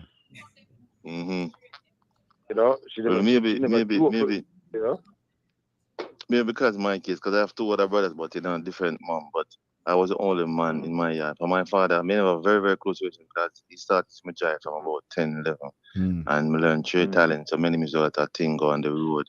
I'm the first man buy my first Guinness, my first beer, first team fish. So my father was very, very close. But however, I just say right now, you there with your mom too, and you know what I mean.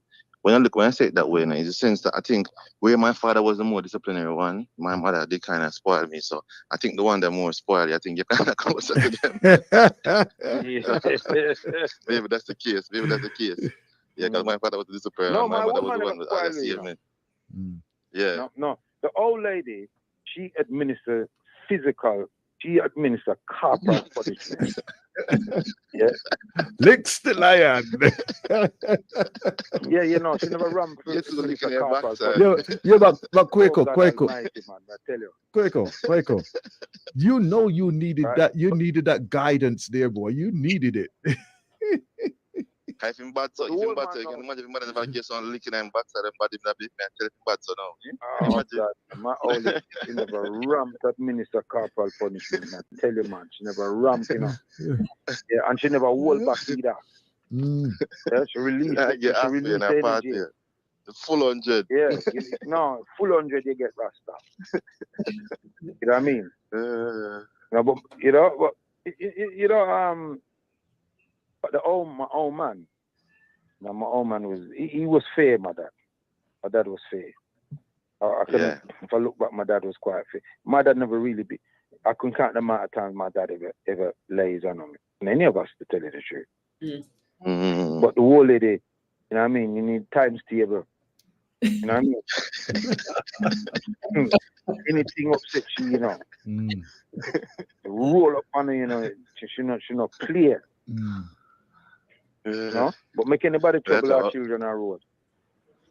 Yeah. Yes. I watching someone TikTok what them say when. Me watch someone TikTok what them say when Jamaican parents. I want to see it before still. When Jamaican parents are beat you, every letter what them say, them give a lick feed. Me not tell you say you're not for trouble. This store of liquor boy. You get me. And the thing about it is, you know, don't ever say sorry. No, you're sorry. Say you're sorry now. The more licks, fantastic. Yeah, you feel sorry, it's coming. They tell you nothing. Do it.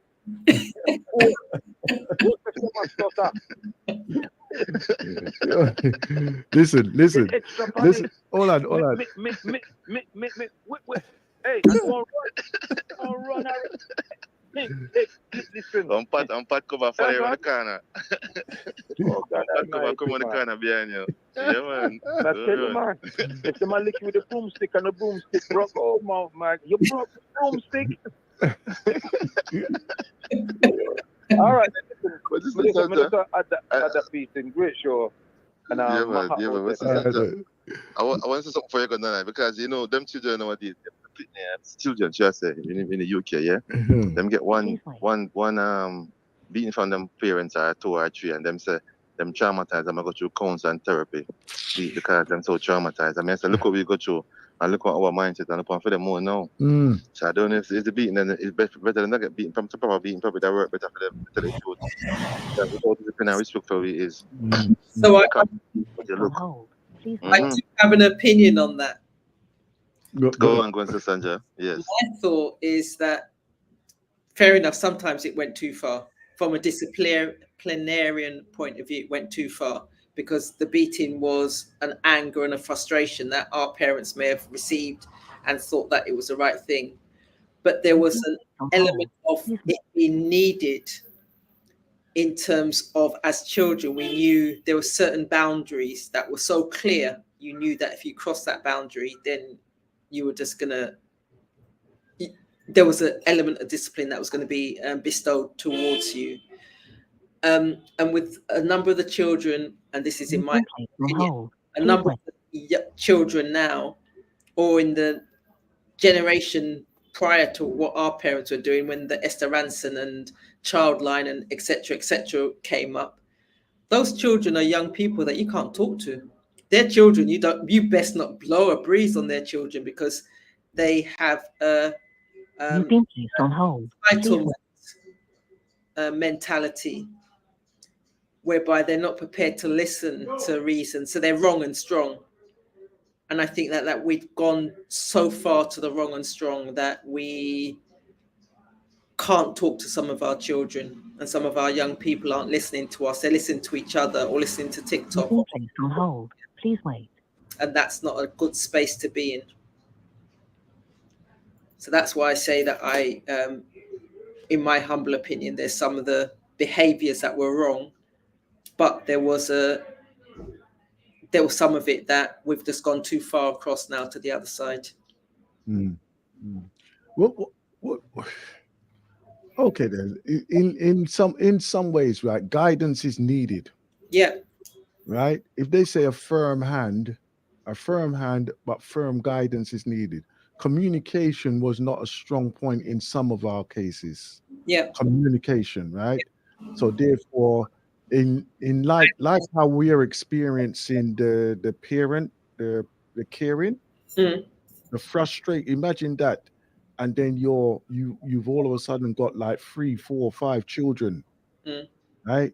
And the frustration that is probably built up within that person there. Inexperience was a very big thing as well. Experience, you know. So even when we've heard of other people, when you analyze why they did what they did as parents at the time, they said, well, this is what was done to me. Yeah. And this is what happened to my father. Yeah. So therefore, they're doing exactly, repeating the same patterns of what was before. Admittedly, now that we have generations of communication, yeah, and some of us don't even understand what they're communicating to us. Right? So we're hoping. Yes, Kingman, go ahead. Yeah, to add on to what you're saying, but Hassan, even if you want to take it deeper and thinking about it, because I did a study on this, and they were saying, talking about coming from an enslavement. The mothers one at a time had to start discipline the boys, so because they didn't want them to lose their life. Because when they see what happened to their fathers, they started to take some serious steps to start listening to the boys and make sure that they can survive. So that's even coming from our enslavement, because that's taught behavior. Yeah. Because if you really look on how we used to live in Africa, and back in the olden days, we didn't need to be beaten and dealing our children this way. So this coming from enslavement. Yeah. But just to break it down psychologically, I definitely concur with what Sandra is saying, and to balance it really out is like you're saying, it's not what you do and how you do it. It's like too much you go over the board, because realistically, if you look at the generation now and what we kind of went through, I don't know if I can rightly say that, but I felt really compelled to say that it's because of the discipline that we went through where we kind of have this type of respect for our elders. We have boundaries that we won't cross. Where these younger generation, they're not really disciplined. They are left to do whatever they want to their own side. So they feel that they got no boundary. We had a boundary where we know, freedom, no obligation. Think about what would happen. Yes. So I think that was lacking to some way. So in some form of way, disciplinary in a way that you're saying is not abusive. I mean, I've even had it myself. I've even had it myself, where I get some little 9 and 10-year-old about them shaping up like them anybody. And you think, weird. Hold on. You can't even stand to my waistline, and you feel so that you're equal in conversation. Yeah. Yeah. You understand? right? And the thing is that you have to be mindful that boy, this boy will just clown on and just say, "Yo, this man there, he was shouting at me, and then next minute you're there in a wranglings with. Don't underestimate them. Don't never Exactly, underestimate them. exactly, yeah, because they've been given that little thing of, oh, well, if I feel threatened, I can go and call the police and all them foolishness there. Yeah. And even society, I mean, subliminally, the message they send to them, they can be whatever they want to be. So basically, you can do whatever you want to do, because you can be whatever you want to be. You can be a boy today, a girl tomorrow, about today. So you can be a killer, you can be a murderer, you can be someone that take lives. And so society is painting that picture in these young people's minds. So they don't have respect for the elders, and they don't have no boundaries, and that's why they miss out. So. But to find a way to get a balance back, get our young people back where they're supposed to be. And that's one of the main focus of me coming to Jamaica, because there's so much I want to share with the younger generation. It's good that, I've been in contact with my primary school and a school very close by me, which is... we need to have a conversations, Kingman. Because I'm doing that with within Moortown Primary School. So we talk about exchanges, and in the UK you talk about school exchange, etc., and teaching them the history and the culture, but giving them that broader horizon whereby different schools, different community groups can actually come together during the holiday times and see a different part of the country, but shared experiences. So we do need to come. Yeah, we need to touch base here. And I brought a brother on the Galaxy before. It's called Richard. He was one of them that's behind was doing a petition for the Bob Marley Beach to save it. Yes. And he was given a very large conservative with a river running through it in Golden Spring. Wow. So what he's using it is for vulnerable boys, only boys he's carrying there. So he take them there and take them hiking in the mountain, and do kind of stuff like that for them. It's like almost like a scout, like a cadet. Yeah. So he's one of them that he's looking to get foreigner students also. He was saying getting children from Africa, from the Americas, just all around children, and kind of do like a same swap thing. So we definitely could work together in sync with that. But also, one of my in-laws, there was a brother that used to be a part of the Ethiopian Orthodox Church in Maxfield. Elder before I left, he passed off now, but he passed the school on to one of my in-law, which is a principal. So it's a basic school they take from year 2 to even 1.5. If they're very savvy, then they know what they're doing. They will take them from 1.5 year old to 4, and then they bring them on to other schools. So that's a school I really want to work very closely, because it's like 2-3 minutes walk away from where my mom is. And I want to do the project with them, and there are a lot of stuff that they need. So with those young minds, if we could get those Afrocentric books and knowledge into them yourself, Mr. Sanja, the foundation, all brother. that. Yes, Mr. Shanice, all who, we can do all these things on Zoom. So my thing is to get up there, set up a nice TV, make sure they got internet, and we can do some online classes, and get it from there, link up with Sister Sanja from definitely. That's what we have to do. Get the children together. You see it there? You see it there? All right. You see that, family? Making those connections and sharing the knowledge and sharing the experiences that those young people. So again, it goes back to that clip that you showed in terms of that black sister doing the yoga.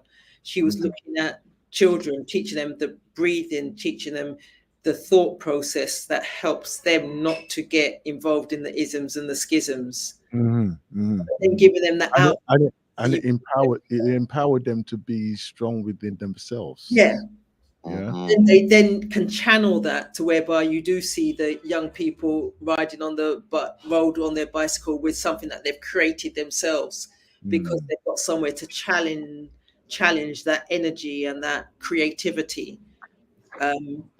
So brother Icon, I can see collaboration. That's the word that comes to my mind.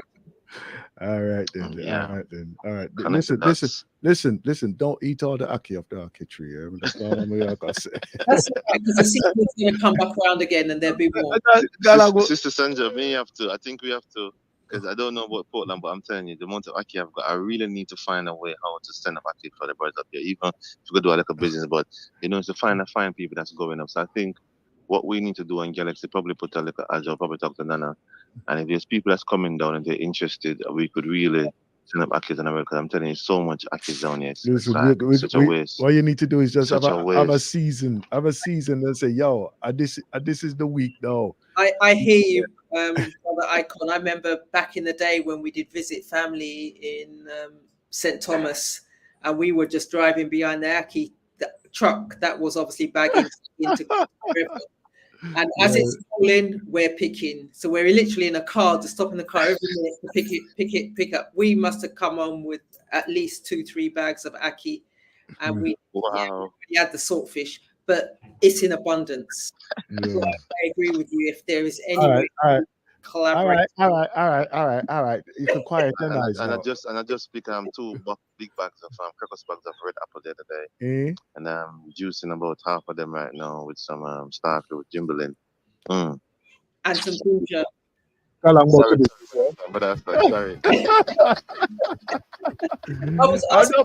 I'm not playing no more. On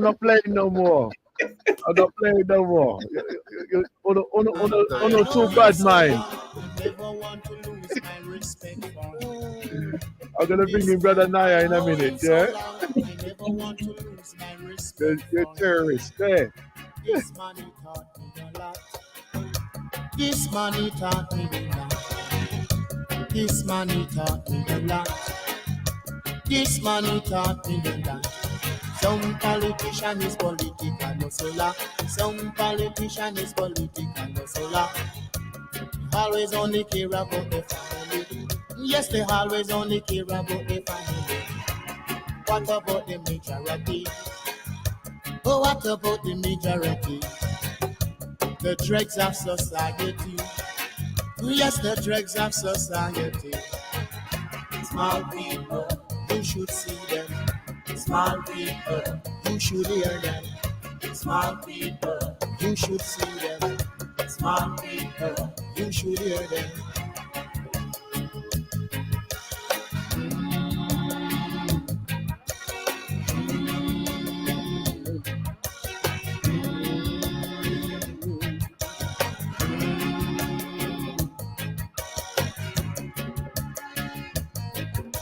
Stand for the rights, it's a big problem. Stand for the wrong, it's a big excitement. Stand for the right, it's a big problem. Stand for the wrong, it's a big excitement. This money taught me a lot. This money taught me a lot. Anyone could be Babylon. All right. Any man could be Babylon. I couldn't listen to that all day, innit? Greetings, my brother Naya. My heart's all set. Hey, how you doing, my brother? What's the cool, my brother? Greetings. The big brother Aston. How you thinking, man? Yeah, right from the motherland, you can't swap a continent for your island.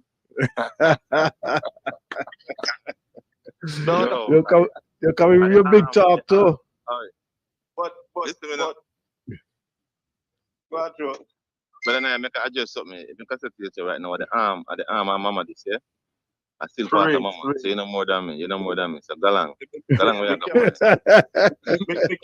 we can't dispute that. Right up to the Empress Sandra. Right up to the Empress Sandra. But I was listening to when Brother Icon said crocus, but we don't want we get crocus bag when a pure plastic bag he used. What? I get crocus bag. It's coming back in fashion. It's coming back in fashion, my friend. Trust me. Yeah. Crocus back there, you see the crocus back there. Yeah, man. Listen, you can't get rid of that, That's not biodegradable. I war. Yeah, that's like when them sell bag for life in a Tesco now. Yeah, bag for food. But brother Aston, yeah. What I want to ask Sister Sandra and Brother Icon, yeah, is because they were talking about the schools. The school is the curriculum in Jamaica. Is it still like, huh? Say again? No, go ahead. Go ahead. No, I was saying, is it still like the colonial curriculum, right, in history? Because they have math and mathematics and certain things. But what I'm saying is it still teaching from a colonial perspective? Because I heard that even like no, them have the national heroes, them like Marcus Garvey and I don't agree with some of the other heroes, but certain like Sam Sharp and Ray. But what I'm trying to say is it still coming from, in their opinion, Sister Sandra and Brother Icon, is it still coming from a colonial point of view curriculum? Sister Sandra, go ahead. From my understanding, they are encouraging more and speaking more about the national heroes, because there was a time when they didn't speak about them at all. So every school has pictures of the national heroes on the front wall. So they're talking about it more. They're mixing it, is my understanding, is that they're mixing it. They're still talking about from a colonial point of view, and they are adding in the from an Afrocentric view. I don't know. Brother, yes. Sorry, Sister Sandra, you were saying? No, I'm not sure whether or not Brother Icon has had a different experience than myself. Brother Icon? I think Brother Icon are looking in Crocus bag for some food. And yeah, sorry, I was on mute. Yeah, no, but there. So for the question, brother, I asked, to be quite honest, I don't think I've got enough time to really look into the school's situation, so I wouldn't be able to comment on it. Right. Because it's the same in Africa, right? So it's like Sister Shanice and Brother Mau, they're coming up with like an African curriculum. But I think this it needs to be changed, man, the whole curriculum thing, because it's still perpetuating, it's like it's a training for us, man, all over the world. Because I think it's even in I don't know about Asian countries, but in what I hear in African countries, it's still this colonial thing, and things like you cannot wear your natural hair, and you cannot even speak the local language, and like say if like Jamaica them come in and address the teacher, what Mr. Smith or something like, he'll probably beat and say, don't speak English or something like that, So the whole attitude, to me, is still colonial. I don't. You see what you just described there, brother, from my knowledge, I don't see that, to be quite honest, because children in Jamaica, they still taught them patois, and the Jamaican teachers do rap with them in patois. And I think Jamaicans are so patriotic that I don't think patois is something, because in the lyrics itself, is in the music. So even if you want to try to talk the Queen's English, they still love the music. So when I'm singing the music there, so it's hard for the patois to go away. So where the patois is concerned, I don't see that. However, with ears, I still see the young girls, what I really love with Jamaica, just coming down here, this one can concur with me. Most of them skirts are way down to their knee, almost into their ankle. Nobody's got no skirt over their knee, so on. And when they go to school, they got proper natural hairstyles, especially younger ones, Even in high school, I still see it. I'm looking properly, I see most of the high school girls don't really have weaves on and all that. They got the natural hairs. I don't know if Sister Sandra, but from what I've seen driving around, I don't see them kind of have that European hair in their head and all that. So they keep the natural hair, tall skirts, and they're just very clean. And one thing I must say, we even go into the business place, Sister Sandra, sometimes I see the workers, even the person that's even doing the janitor work or even clean the office, the way how they dress is so clean, their uniform, their shoes is like, they take so much pride in themselves. Even the person that's there is a janitor, you would even know if you don't ask them. But the way they dress and the professionality, you know what I mean? So I've definitely admired that in the Jamaican culture within the sectors of school and the business places. Yeah. That's a good report, but Yeah. And it's necessary to hear these things as well. Not everybody will walk around with tear up jeans and all them foolishness, like them call it fashion. So for me, just from an observation point of view, I'd agree with Brother Icon, in terms of the dress sense. The skirts are below the knees. But I was listening to my neighbor previously, and he was speaking about an experience that he had heard, whereby a young child went into school and went in with brown shoes, and the school's uniform is black shoes. And the teacher was effectively, that child was disciplined and told to leave because they know what the dress code is. And the mother and others within the community were saying, but it's just a pair of shoes. You shouldn't allow the shoes to stop the child from getting the education. And that the school were wrong to be such disciplinarians. And then as my neighbour's talking, and I'm thinking to myself, what should have happened? Because there may be circumstances where child is moving from one school to the other. That is the only shoes that's there. So what should have happened is that the parent should have sent in a letter to say, my child will be coming in with brown shoes today, the next 6 weeks until when I get my wages, whatever, or get the shoes sent down from wherever, and then they will be on the black shoes. But the parent didn't. They became wrong and strong. Now, there needs to be an element of discipline within the school whereby all the children agree with and live up to all looking the same. There's no one that's wearing their trousers below their navel, belts are there, they're groomed correctly. And it helps from a point of discipline, because if you're going to catch them young and they're going to recognize that there's some things that I need to adhere to, it means when they're older and they're in the work environment or they're doing something for themselves, they're going to have some principles.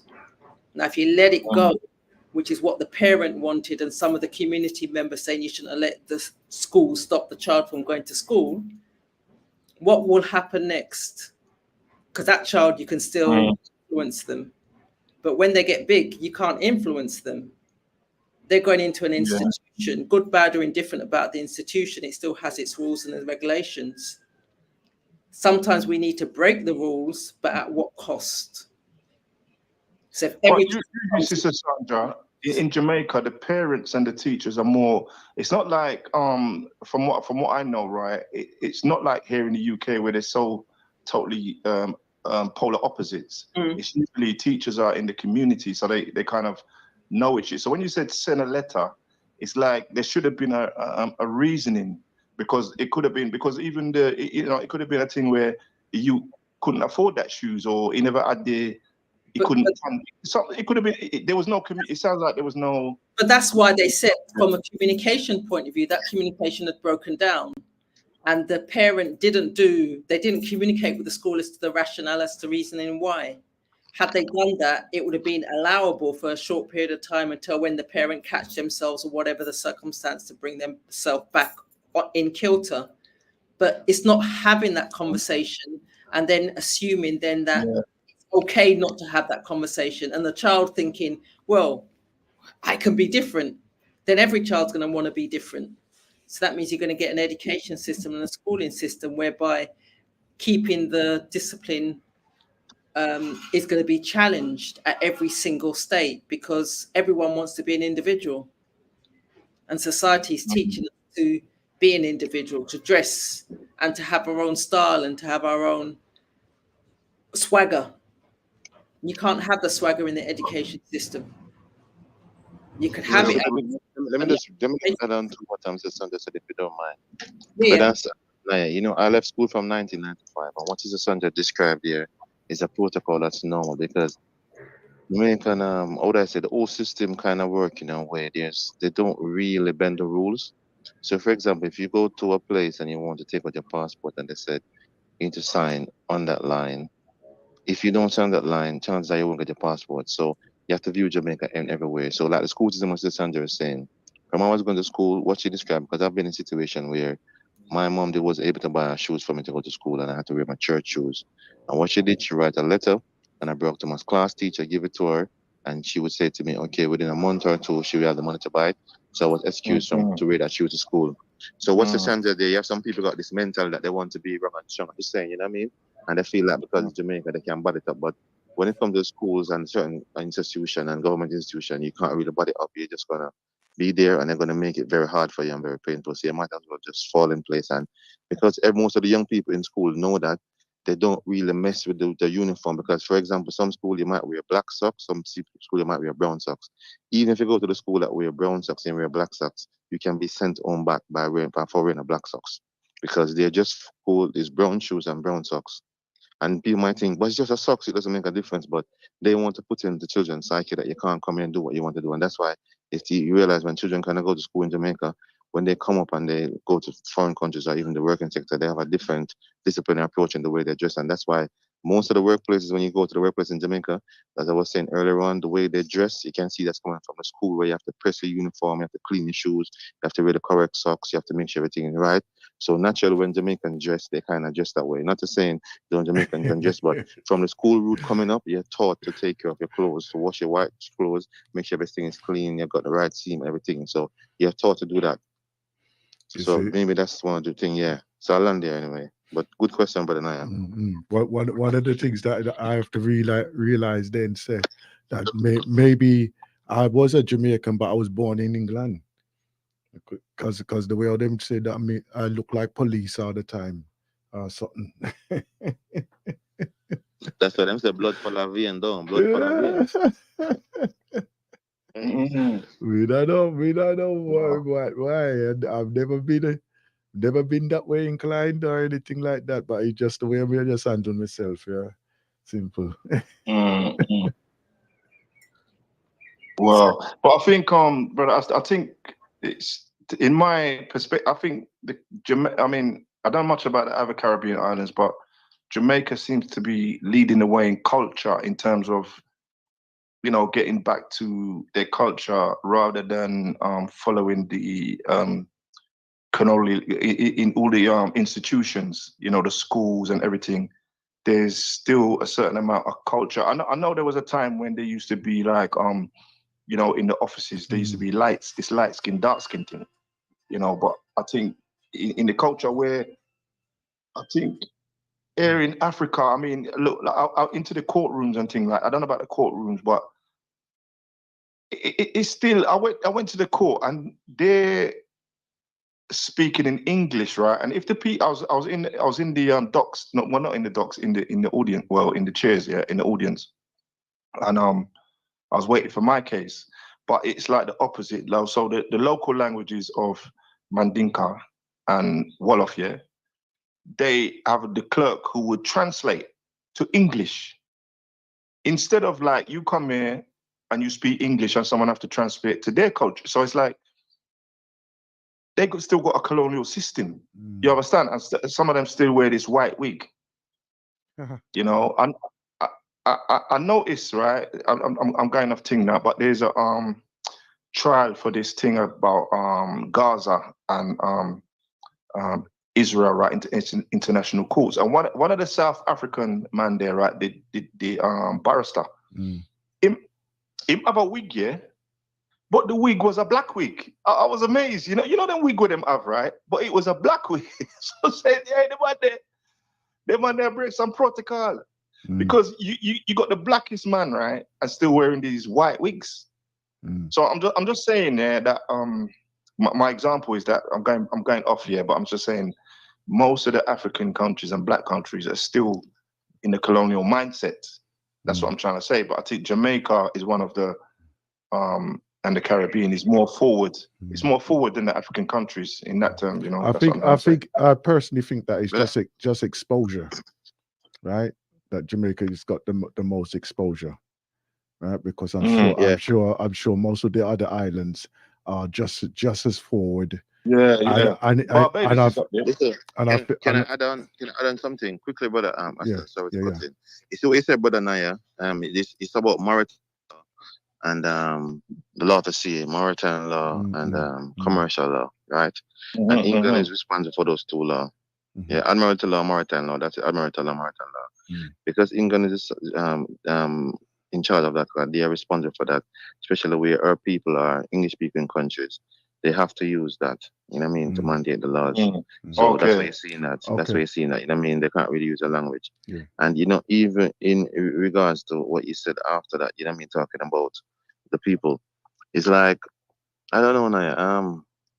It depends on how it depends on how the people's mindset are. You know what I mean? When it comes to they want to change in the language that they want to use in their country. Because not saying it couldn't work, because even talking about South Africa, maybe when you go there and you probably see people using their own language and have to use translator. You know what I mean? But with the wig, the last part you said about the wig, yeah, they got the wig from us because when we used to have the group of elders, you know what I mean, the seat of elders, yeah, they were mostly elders with the ear silver. So when they came to Africa and see we sitting down and then they see people with silver ear giving wise wisdom to our people, that's when that's what they build their core system. So that's why I said these people don't create nothing and take everything from us. You know, so that's why you understand that. Yeah, man. But give thanks. Brother Icon, I've been just got received a call and they was asking, for anyone to contact you, are you on the same number or are you on a different number to be contacted in the Caribbean?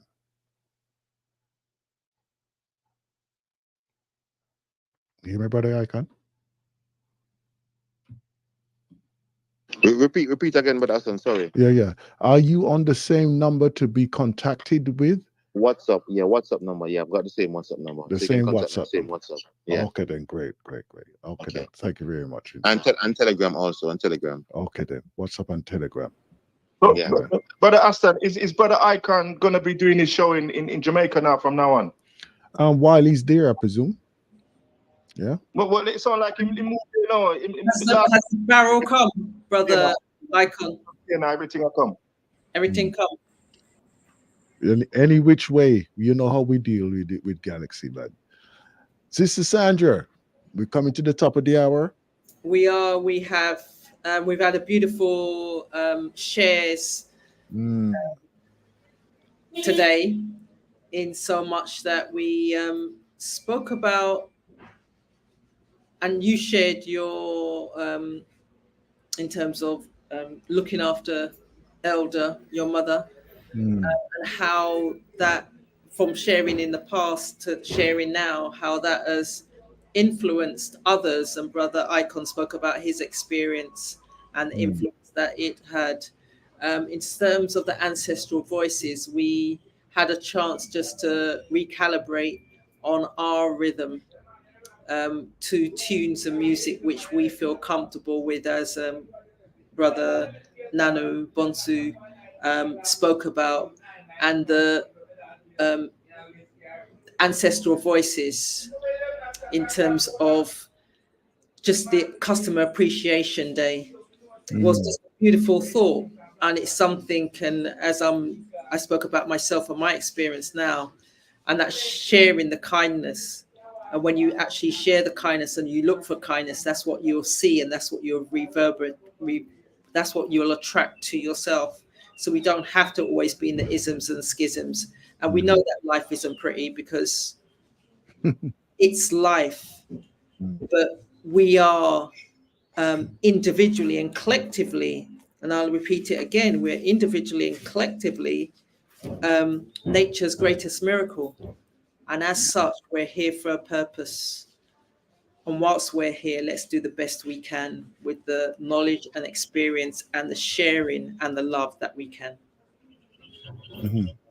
Absolutely. Brother Icon?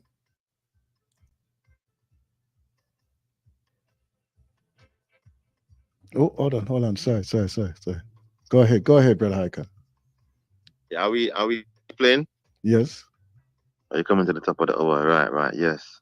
Well, beautiful conversation, you know what I mean? And as Cynthia concurring with Sister Sandra as we started the show, it's all about sharing, because that's the only way we're going to learn, you know what I mean? Brother Naya was there, I was at the UK for a time. Yes, Brother Naya, I'm going to be here for a while. I don't know if I catch the top of the show, but as they say to you, my mom's is at that age now, like Brother Aston. And, you know, I've got some work to do, you know, the building work, so got some refurbishing to do at the house. So, you know, before I'm going to stay up there and have problem and stressing and worrying about people, I just might as well come. So I'm going to be here for a while. Unfortunately, Sister Sandra, I don't know if you have experienced this, but I've heard that the Chinese have taken over the wharf. So I've got my container there from last year, really not long, but from the 4th of December, I'm supposed to get it, but I'm just hearing stories, which people told me that's what they do this time of the year. They push through their goods to sell, and then they push back everybody else until January, February sometime. So one of the reasons why I haven't started my show, family, is because I haven't got my equipment. public container yet. So as soon as that's there, I'll be streaming back live. And if you've got my number, you can feel free to send me a message now again. We can chat. But it's a beautiful vibration. As I was saying to you, Sister Shanice, myself, Brother Naya, Sister Sandra, I was saying, come home to our people, wherever your neighbors are, wherever you feel comfortable. Wherever you're there. Because it's very good. It's therapeutic for you mentally, physically. I said the joy that I'm feeling, it's waking up every day. Is that worrying? It's not putting too much pressure on what is at the UK University, but it's just a different feeling and vibration to see people that look like you on a daily basis. You see them striving, having, that life that you think or people couldn't have. You just looking at it, it's just a joy that it brings to you when you're coming from the galaxy and Africa-centric mind. So you look at that with joy and lots of fullness and saying, yes, manifestation. That's the answer I'd love to see. So beautiful show with us done. Great to be on the journey with you and Sandra today. So as to everyone, peace and love to the Galaxy family. And let's continue valuing each other. As I always say, the extension is always there, welcome for you, you know what I mean? Right? Brother Naya?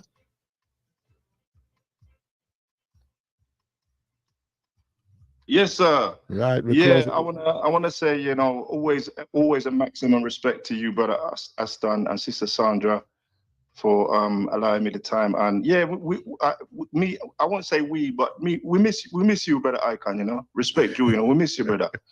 So even though we tangle up sometimes, but it's all good. I want to say rise up to all the people, as I think Dr.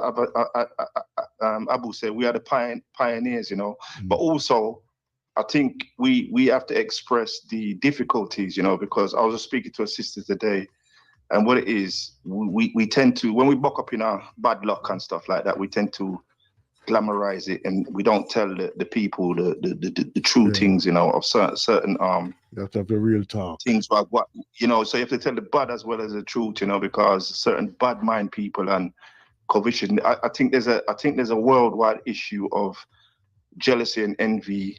I'm still working it out, I think it's because of the years of poverty with our people. It's turned our minds into envy and jealousy kind of thing, So we have to warn our people of the pitfalls as well as the beauty. But yes, give thanks, give thanks, Brother Aston. All right then. Listen, thank you all of you for being part of the show this rising here. The silent listeners, I'm seeing you, I'm hearing you, and I'm feeling you. So don't be shy, right? Also, those who joined us on the Facebook page as well, right? I say thank you, right?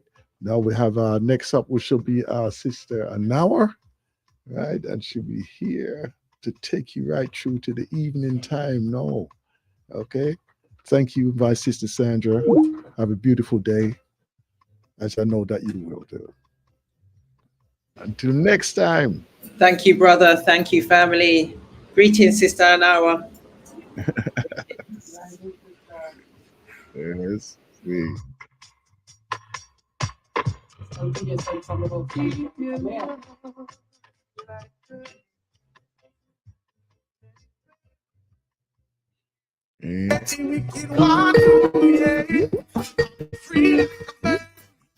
It's my word, that means my word is love. I know that there'll be times when I don't have the strength to fight.